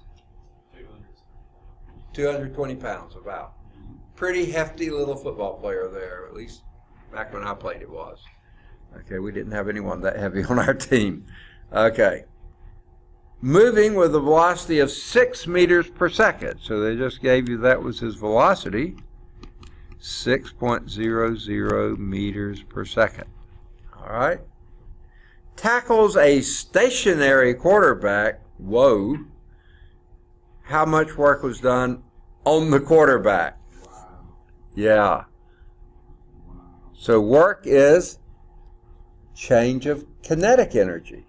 So since you have mass and velocity, you can calculate what was the kinetic energy of that football player. What would that be? 100 kilograms. Okay, say again. 100.0 kilograms. Okay, that's his mass. We want kinetic energy. What's the formula for it? 1/2 mass times velocity squared. So it'd be 1/2, and his mass was 100 kilograms, and his velocity was 6.00 meters per second. But you're squaring that, and this would be, just going to do half of 100 is 50. Okay, so that'd be 50.0 kilograms. Times. Okay, did you square the 6? Yeah. Okay, 6 squared is 36.0 meters squared per second squared. And this would be, and that's what you get, I got 1.8. 1.8. 10. 1.80, because you got 3 digits everywhere, times 10 to the third, you said? And what unit? Kilogram meter squared per second squared? Yes, Joe. Joule, exactly. So if you wanted to write that, that would be 1,800 joules. Okay? And that's what they got to. Good for them. Sorry, my throat's stopping up. Okay. And here is Amika. All right. Turned out to be a pretty good attending class today. We're only missing, what, 4 people? Wayne, Nick, Parker, and Lacey. Right. How's Lacey done from her accident? I don't know, but somebody needs to check. She gonna get here in a bit. Oh, okay. All right. She had an accident? Yeah. We take a 5-minute break, and then when we get back, it'll be enough time for the lab. It's 5:05 right now. 5:05 right now? Yeah. And 5-minute break. Boy, his adding isn't too good, is it? Right. Okay. Go ahead, Dr. Fowler. Okay, well, actually, the next topic is a new topic. It's 3.3, which is energy flow. So that's probably not a bad place to stop, okay? So it will take me just a little while to set up the lab. By the way, let me say this so everybody can hear it before you do. Before you go from here, let me give you your lab, and then what we'll do is meet down in 259. That's the one across from the developmental English classroom, 254, across the hall from that, 259. So next door, after 257, which is next, go down the half flight of stairs. After the stairwell, the first door on the left is 259. We'll be in the back part, so you can go in. Now, there's a class that meets there later. I don't think there's one in there right now. If there is, don't go in. We'll do something else, but we'll do that first and get that done.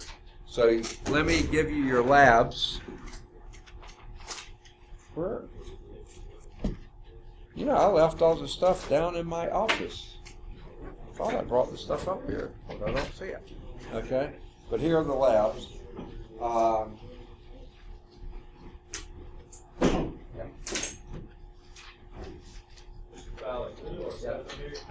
Yeah, you can. I'll close the door. I won't lock it, but. No, it's not coming. I want to. Okay. Yeah. Okay, we'll pass it around. We'll pass 3. That way you get 1. Okay, you have 1. Okay. What's that?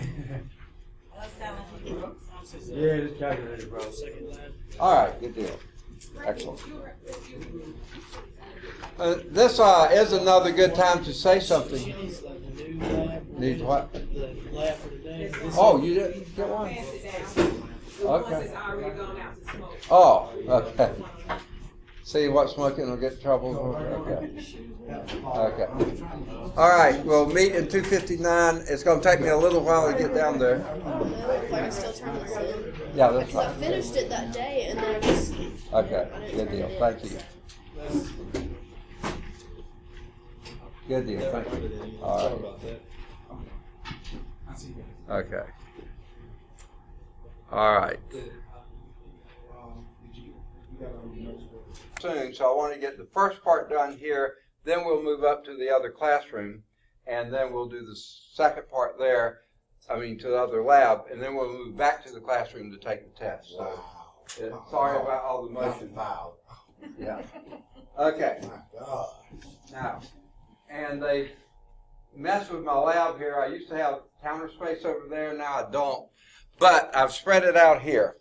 I've placed it various places here. 1, 2, 3, 4, 5, 6, 7 places. You'll see these little 100-gram masses on a piece of paper here. Okay? I want each of you to do this, so wait and turn and do it after the other people have. 7, how many are 1, 2, oh, I need to do that. Yeah, I need to.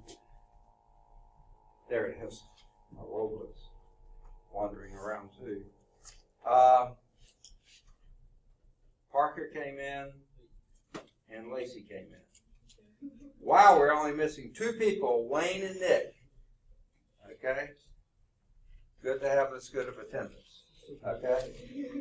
So, that gives us 1, 2, 3, 4, 5, 6, 7, 8, 9, 10, 11, 12, 13, 14, 15. So really, 2 people with any single sheet of paper, one sheet will have 3 people at it. What I want you to do is pull horizontally real quickly. Jerk very quickly. Don't pull up, pull horizontally very quickly. And tell me, explain to me in the first block here, what happens to the mass when you do that. Pull very quickly and horizontally. Don't pull up, that'll make a difference. Okay? So once you've done that, everybody do it. And then sit down or find a place you can write, and then we'll talk about why it happened. So there's 7 places, there's 15 of you, 2 per place. One place will have 3 people. Do it there.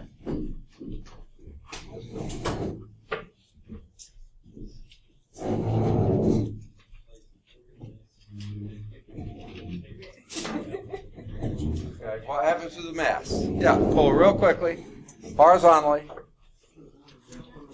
Horizontally, pull very quickly.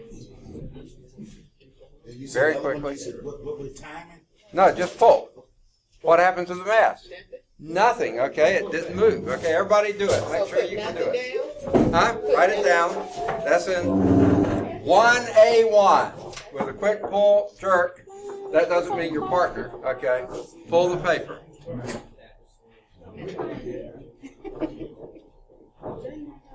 Okay.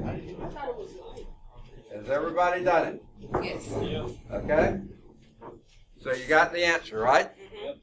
Number 2, what property of matter does that demonstrate? What property of matter? Yeah. Force. No. No, is it? That the mass stayed right where it was. What matter? What property of matter does that illustrate? Demonstrate. Energy, but not work. No, none of those. Okay, it has to do in a roundabout way with weight. Mass, it has much more to do with the mass. Density. No. Velocity, motion, stays in motion. That's it. Now, what do we call that? The tendency of something not to change its motion. Second? Inertia, you got it. Okay? Does that make sense? Yep, sure. The inertia of the mass kept it from moving. It wanted to stay right where it was. Okay? Good deal. Thanks. Do you have an extra lab sheet? Extra lab? Yeah, and For today? Yeah. You didn't go one in the class? Oh, okay. I appreciate it. All right.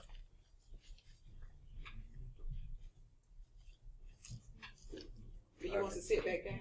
Okay, if you want to, it's up to you. Did you get nursery written down? Well, then don't sit down. If you got nursery written down, we'll come to the back.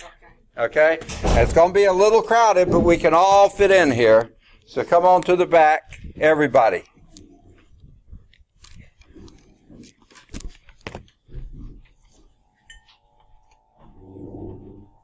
Okay. I'd also get my lab too back from there. I guess she was telling me that there's. Oh, yeah, right, yeah. Okay. Okay. Everybody come in here. It's a small room, but it's big enough to accommodate everybody. Don't get in my space. Don't hit you, man. That's the idea. She's gonna kill me. Just every year.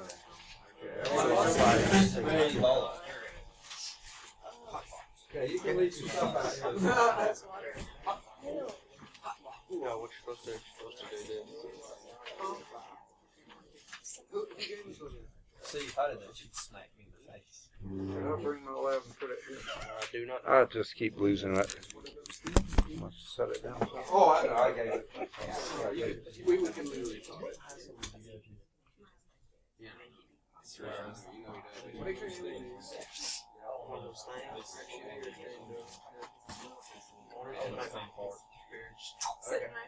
Yeah, you will need something to write with. No. Okay. Yeah. Is everybody in here now? Is anyone left out there? Okay. 1, 2, 3, 4, 5, 6, 7, 8, 9, 10, 11, 12, 13, 14. Oh yeah, 15. One more. 11. Okay. Now we're on the B part of the first page. We're going to work this as a whole group. What was the second answer? What's the second answer on the A part? Inertia. I mean, what was the first answer then? Well, what did it do? I just asked my classmates. Okay. Try not to scream at me when I ask y'all a question. I just gotta let y'all hear. Okay. All right. Now we'll need. Oh, come on now. Why you gotta do that to me? What? Hey, tell Parker to get up. No. Who did this? Oh, nobody. Oh, no, I didn't do that.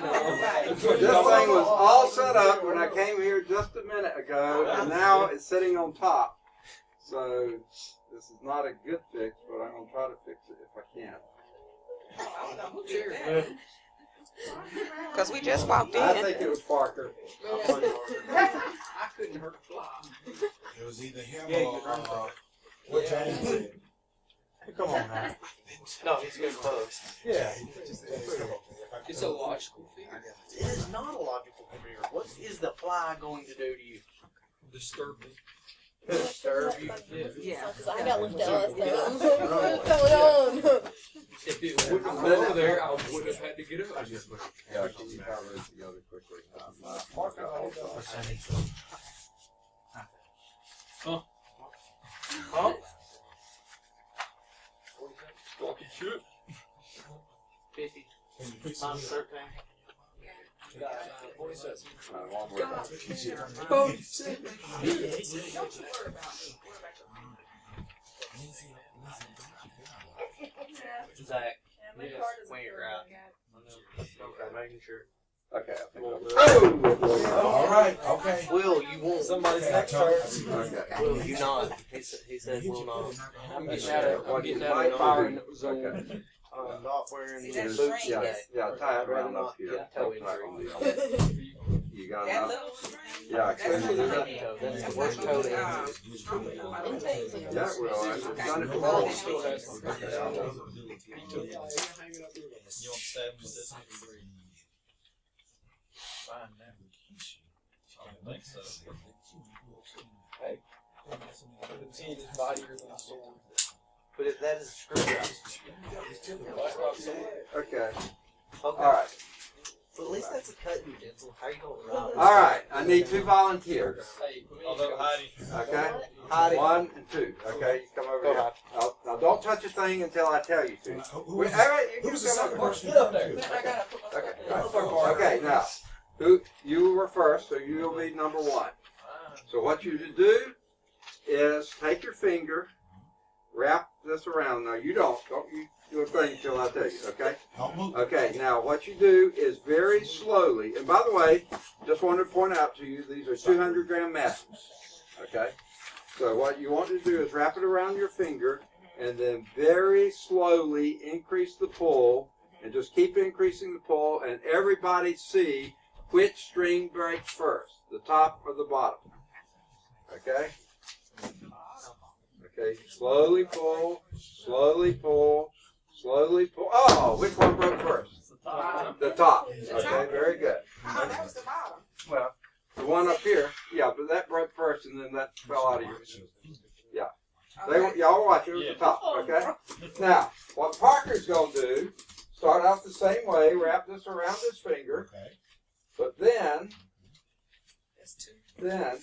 give it a lot of slack, and then with one very quick pull downward, straight downward, see which string breaks first. Slack, slack, slack, slack, slack. Pull down fast. Whoa. Which one broke first? The bottom one did. The longest one. Okay, the bottom one did. Okay? So did y'all both record that? Get your paper to record it. That's number two. Two is bottom thread. Okay, wait, right? okay, yeah. The B one was the top one broke first, And then the second and B2 is bottom. was the bottom one broke first. Okay? Now the real question, number 3, using Newton's laws of motion, explain the difference between those two outcomes. The bottom had, Second? the second one had force on it. Okay, both of them had force. She was pulling down slowly, he pulled down quickly. So I didn't watch him, but I pulled slowly. He pulled slowly, she I pulled pulled slowly. slowly. Right. Okay? So- Okay, now, the second word you said, inertia. The inertia of the mass on the very quick pull, just like there, that for the bottom string was the only one that really felt that, because the inertia of the mass kept from pulling on the top. Okay? So there was the B part. Now, which law of motion is the law of inertia? No. No. Between the first and the second. It's the Okay. second. It's the second one. No, the second one is the first, exactly. The first law is the law of inertia. So the bottom string broke because of the law of inertia.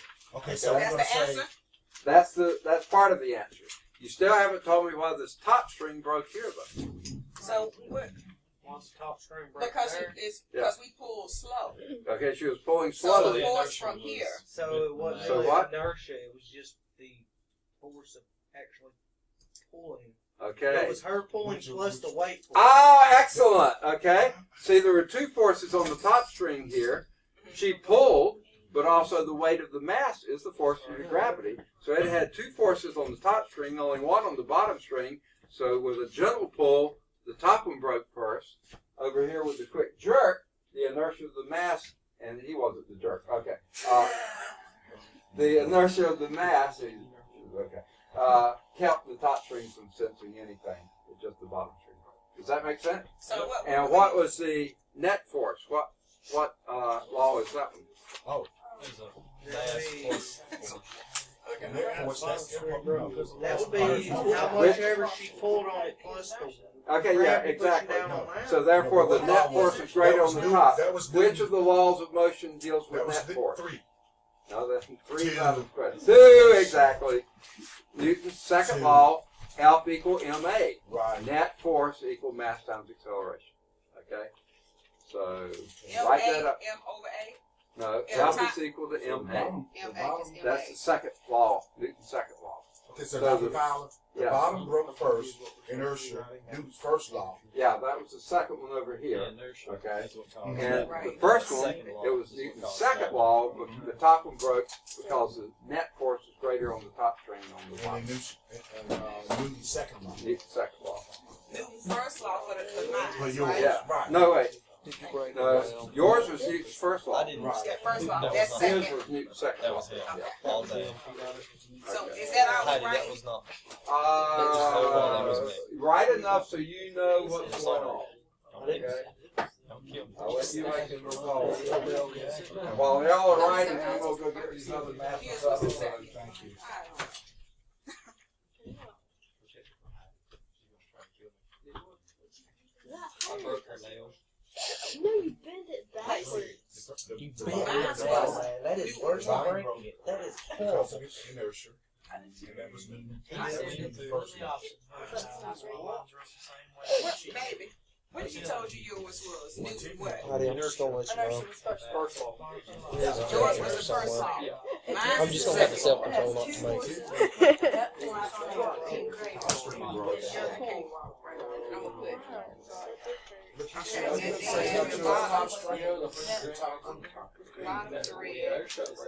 The first law is the which is the second law. First law, right? Bottom was second. See, that's what I'm saying. The bottom was This is your A. This is your first. okay. You were first, your A. And then Parker was B. Second Okay. reading. Which was inertia. Because the Net force on the Second top law. screen was more than the net force on the bottom. Okay. On the bottom, on the bottom, it's Second just a law, pull. B, first The law. top has the weight of mass, which is A the force second. of cluster B force. first is Yeah, what? that's right. Okay, me, A. And that was in the second reading. Second law. That's right. Thank you. Yeah, so Because of net force. you probably pump pretty quick. He's about to do a high force. Once they get close, you're done, man. I don't know what time the art class, or whatever class that is, comes in here, but I've seen him run. Okay, let's go. we'll move back to the other way. These things are just too heavy to carry, so I said, let's just, we'll do the first part, we'll do the So other. we're through with this part of the. Yeah. Are they ready for something? So did you put second? Look how simple it is. Oh my God. Fan evaporator. Yeah. Vents. That's it. Oh my God, it was so simple. I'm pissed.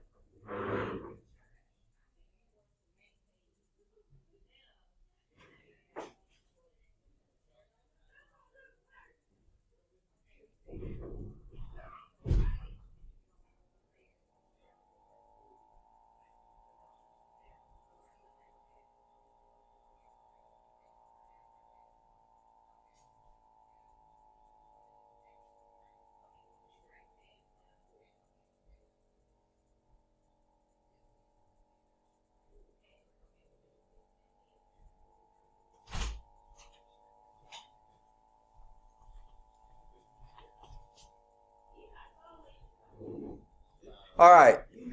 They're zeroing the scale for the first of the large balls. Okay. Okay. Now, if you zero it without the dish on there, you have to get the ball without the dish and determine its mass. Okay. Okay. Then put it on there gently. Okay. All right. Read its mass.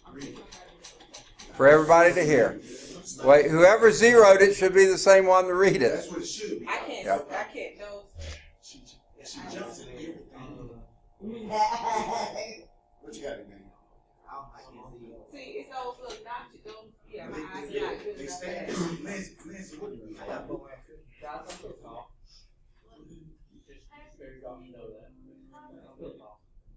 It's just a little bit of I can't see. What'd you say? 65? 65 or 64 or in between? Let's say 65.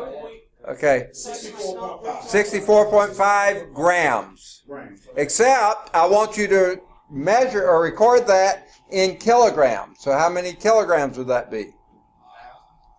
Okay, so No, zero something. Say that again? Like 0.0 something. I didn't Yes. Okay. What number did you say? 64.5 grams? So how many kilograms would that be? 0.0645 kilograms. To make a bigger unit, make a smaller number. By 3 digits. Yeah, move it 3 digits over 0.0645 kilograms. Okay, give me that one. That's the mass of the ball.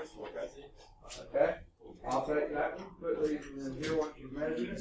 Somebody else. Okay, yeah, because I need 0.0645 kilograms. Okay, yeah, take one or the other. Okay. what you got, Lance?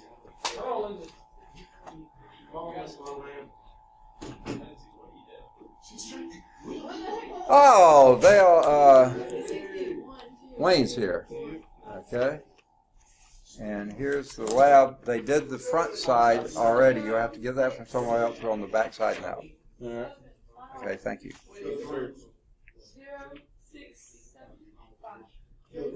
0.0675? Is that what you said?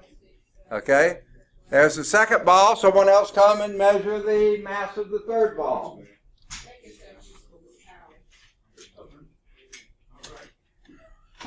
Anybody? Not proud?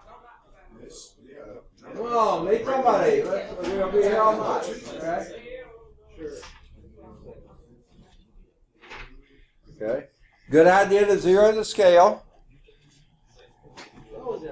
Okay. And determine its mass.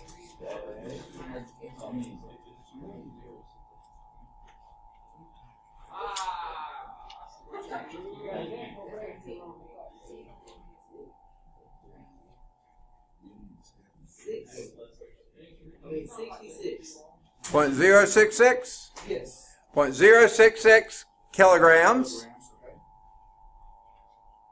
Somebody else. Okay. Yeah, I'll take that one.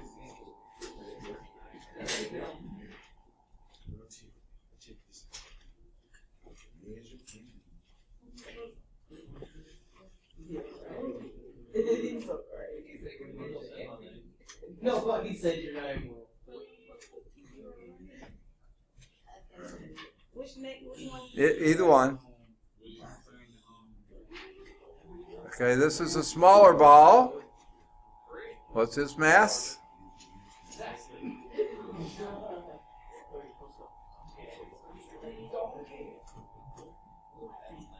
What you got? That hurt. Okay. What we got here?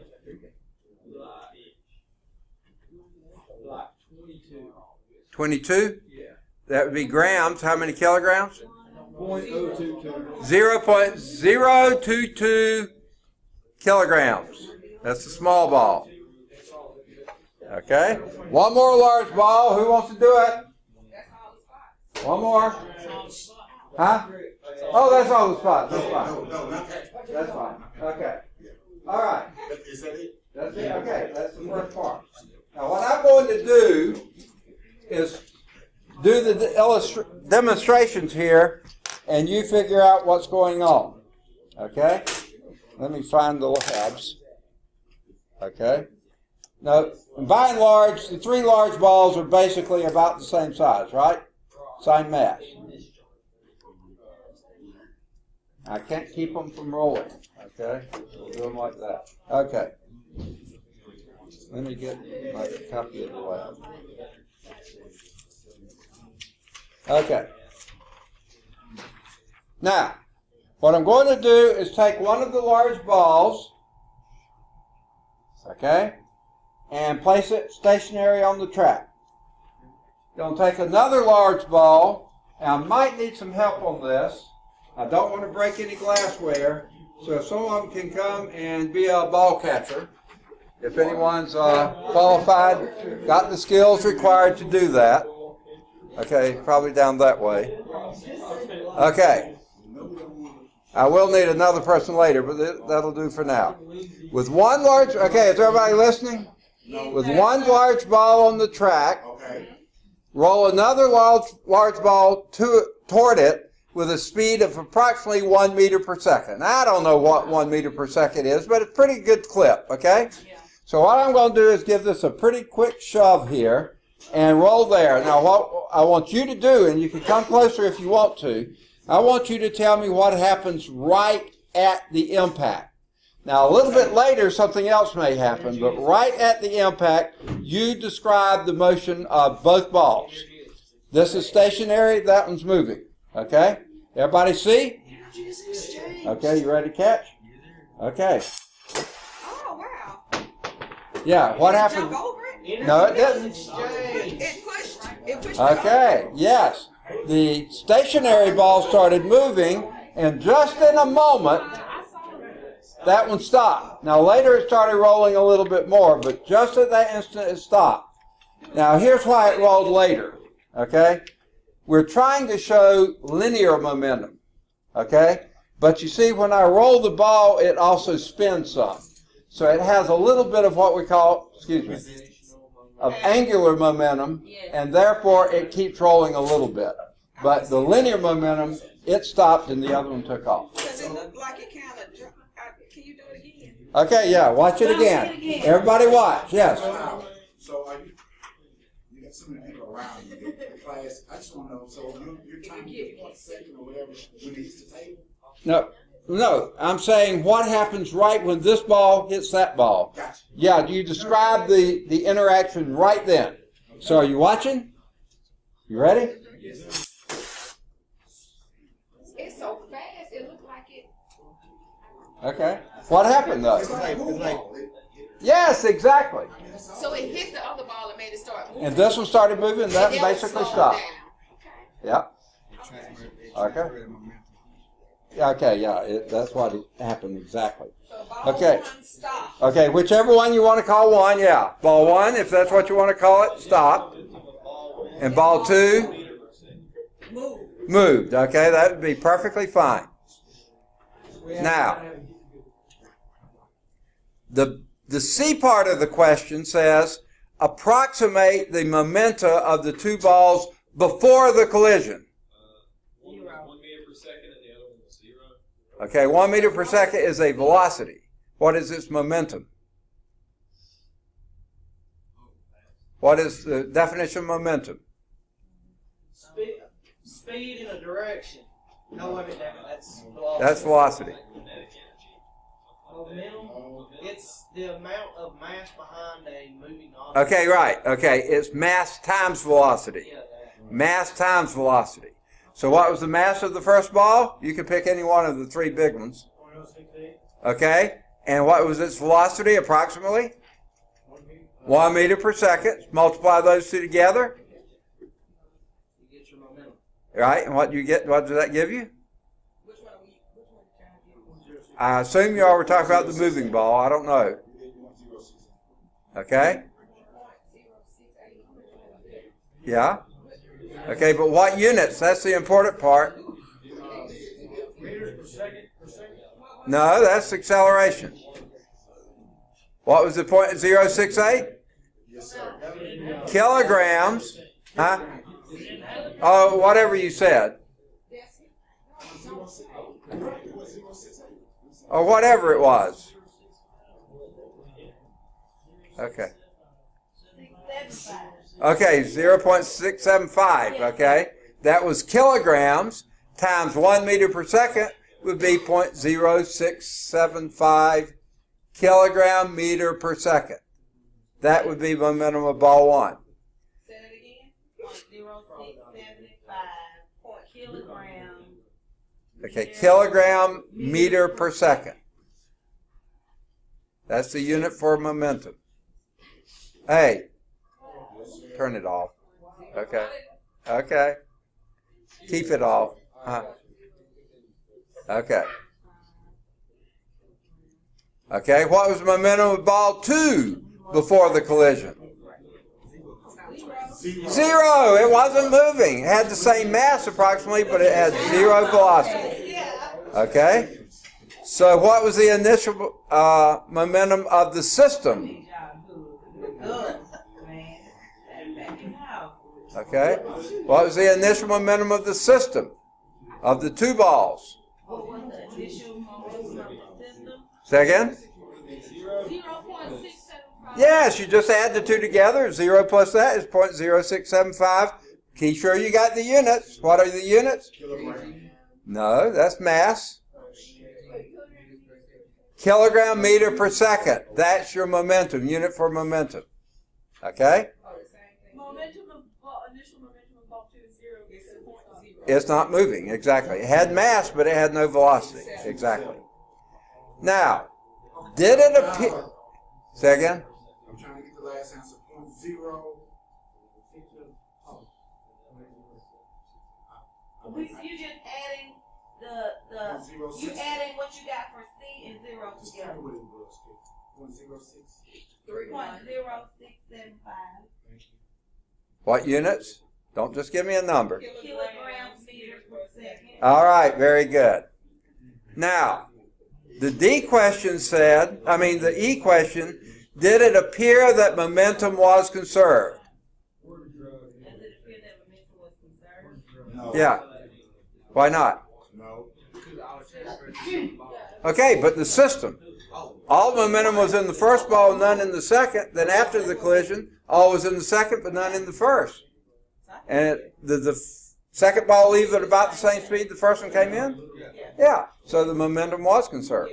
It just went to a different ball. Okay? The momentum of the system was conserved. If you think so. All right. Ready for the second part. Okay? This time I'm going to put the two large balls next to each other, and I need them touching, and that's the thing, they tend to roll apart, so it's hard to get them to touch and stay touching. Okay? Y'all ready to watch? Okay? Place two large balls on the track, one behind the other touching. Roll the third ball toward the two at a speed of about 1 meter per second. Now you pay attention to what happens right after the collision.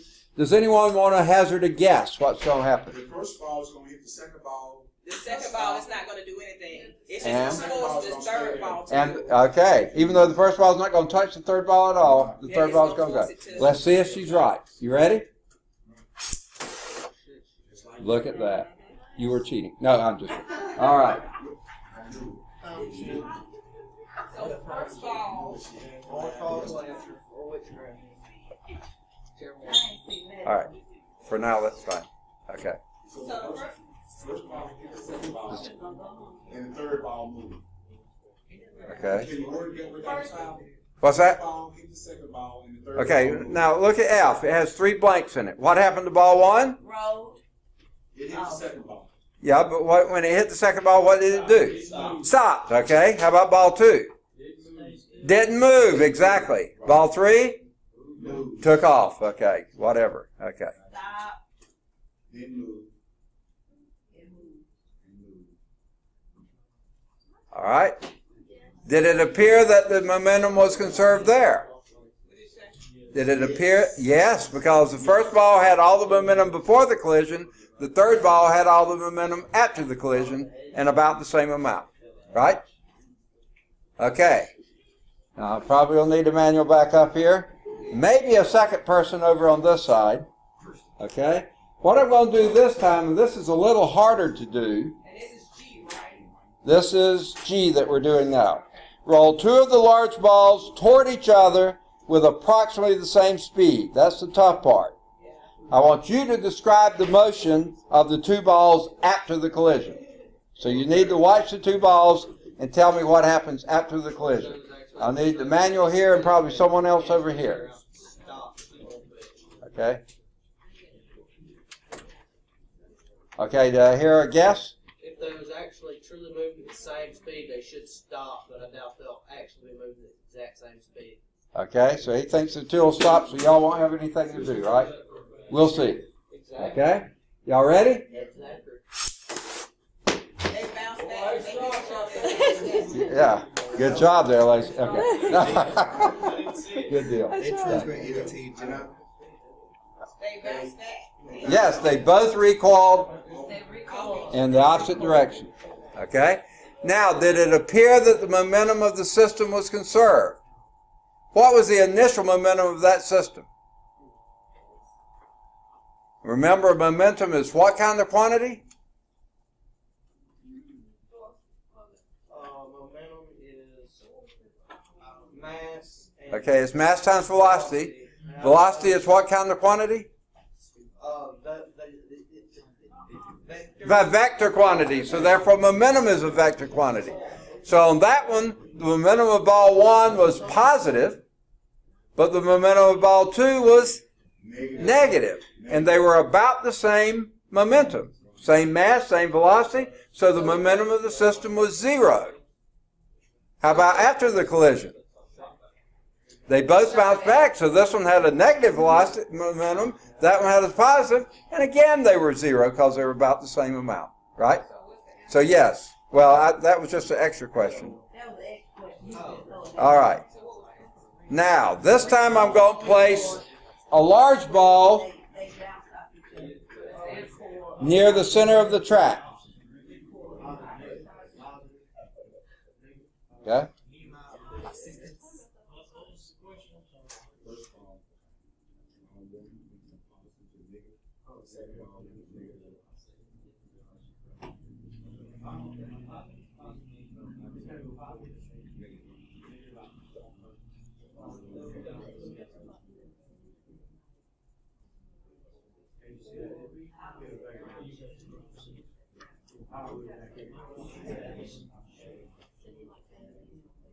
Okay, y'all ready?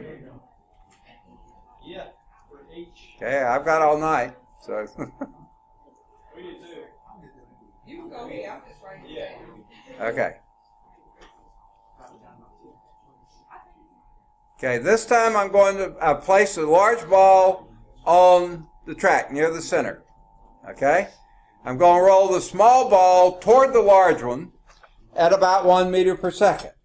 Any guesses of what's going to happen? The small ball is going to go back. Okay, you say the small ball is going this way. How about the large ball?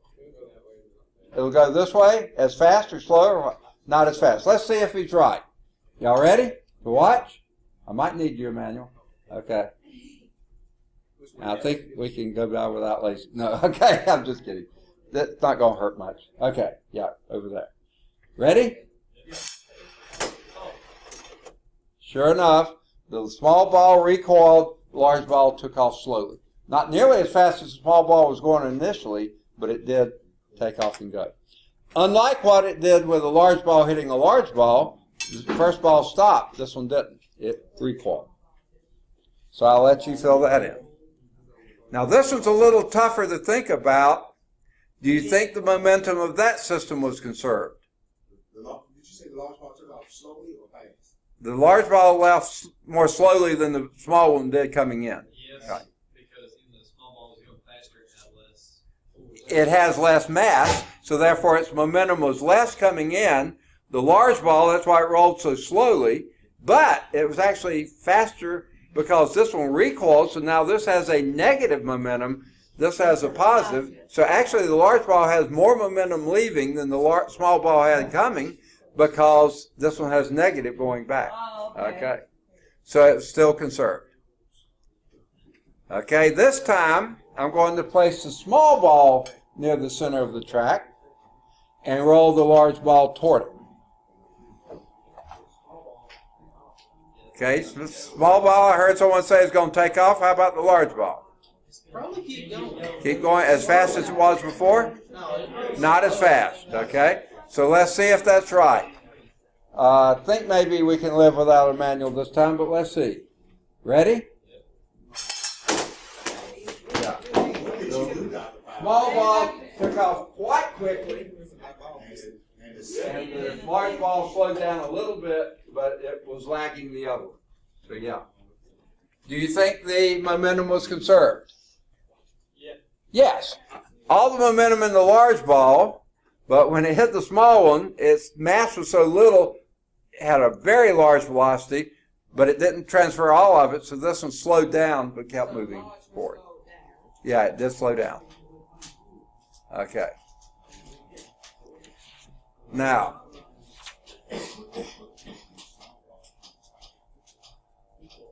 I think all of you have room on the back to write stuff, right?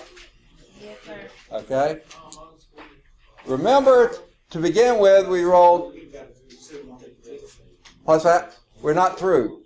I'll turn it over to write on the back. Okay? Now, earlier we rolled one ball on one. Then we rolled one on two.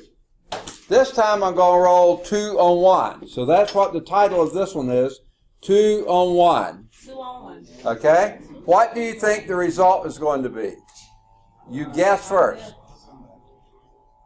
2 rolling toward 1. What's the result going to be? One's going to go a lot faster than it should. Than it would just one. Two's gonna stop. And the back one might stop. I'm pretty sure the front one of the two is going to roll. Okay? I think the third one is going to do that, but it's going to stay still. Which one? The one is in the middle. It's going to do what? The one in the middle is gonna move. Okay? And the two. And the two will Check second one will move, and the first one will stop. Okay, here's what he says. Let's see if he's right. Okay? Ready? Okay? 2 on 1. Look at that. 2 took off. I hope that wasn't breakable. Okay, no. Okay. One just stayed there. And 1 stayed. So 2 rolled. The middle one rolled, and the one that was stationary rolled. The last one stopped. Okay. Do you think that was conserved there? Yes. Yeah, I believe you're right. Okay. So that was 2 on 1. This time we're going to roll 1 on 3. What you reckon's going to happen? No, I'll let y'all finish writing. Third one's going to move. All right. And the other 2 or 3 are going to stay still. Is that what you're saying? Okay. We'll see. 1 on 3. So what is that? What's that? It's 1 rolling, 3 stationary.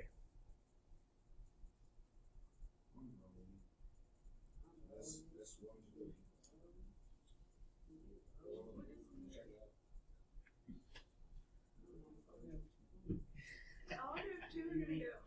What's that? I wonder if 2 are going to go and 2 I don't think it is. I don't think it is. I just think one will roll and two's gonna stay I in don't the see center. the last one going as fast. I think they will stay It's still. going to go in. It's gonna recoil, move. Okay. Y'all ready to see? We've got several opinions. In the Navy, we used to have a phrase about opinions, but we won't go into that. Okay. Probably move that thing out of the way. Okay, that's good. All right, good deal. All right, good deal. Okay, 1 on 3. 1 took off, the other 3 basically stayed still. You think momentum was conserved? Yes, it was. 1 ball had momentum coming in, 3 did not. 1 left, 3 did not. Good deal.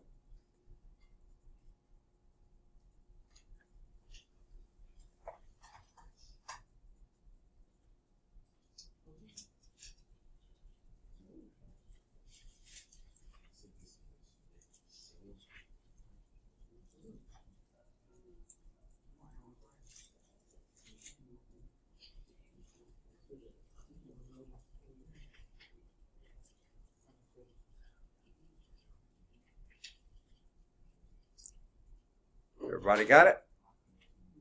Anyone still writing? Okay. How about 2 on 2? Oh, boy. 2 stay, 2 move. Okay, let's see if he's right. Ready? Yeah, okay. I didn't want to do it if you were finished. Were you finished writing? Okay. All right, 2 on 2? Yep, 2 took off and 2 basically stopped. Good deal.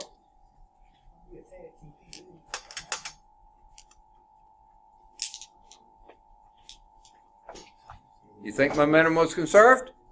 Yes, it was. Good deal. 2 had momentum coming in, 2 had momentum leaving.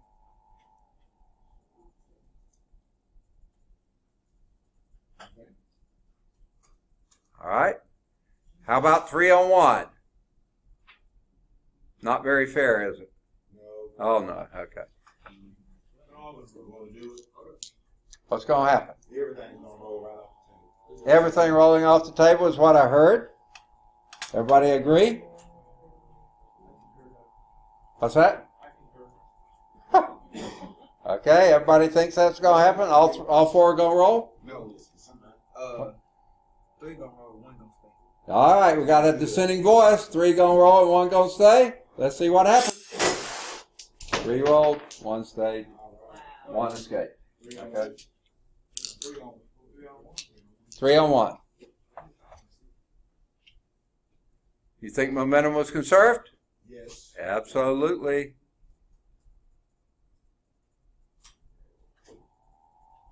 Now, how about 4 on 0? Oh, never mind that. We're not going to do that. Okay. Just kidding. Okay.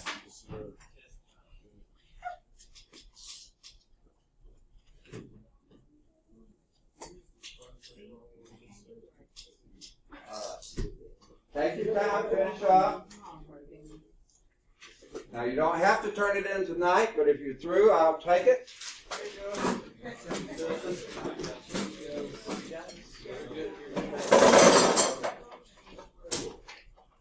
Any questions about the lab? Any questions? No, sir. All right. I'm going to go on and end the lab.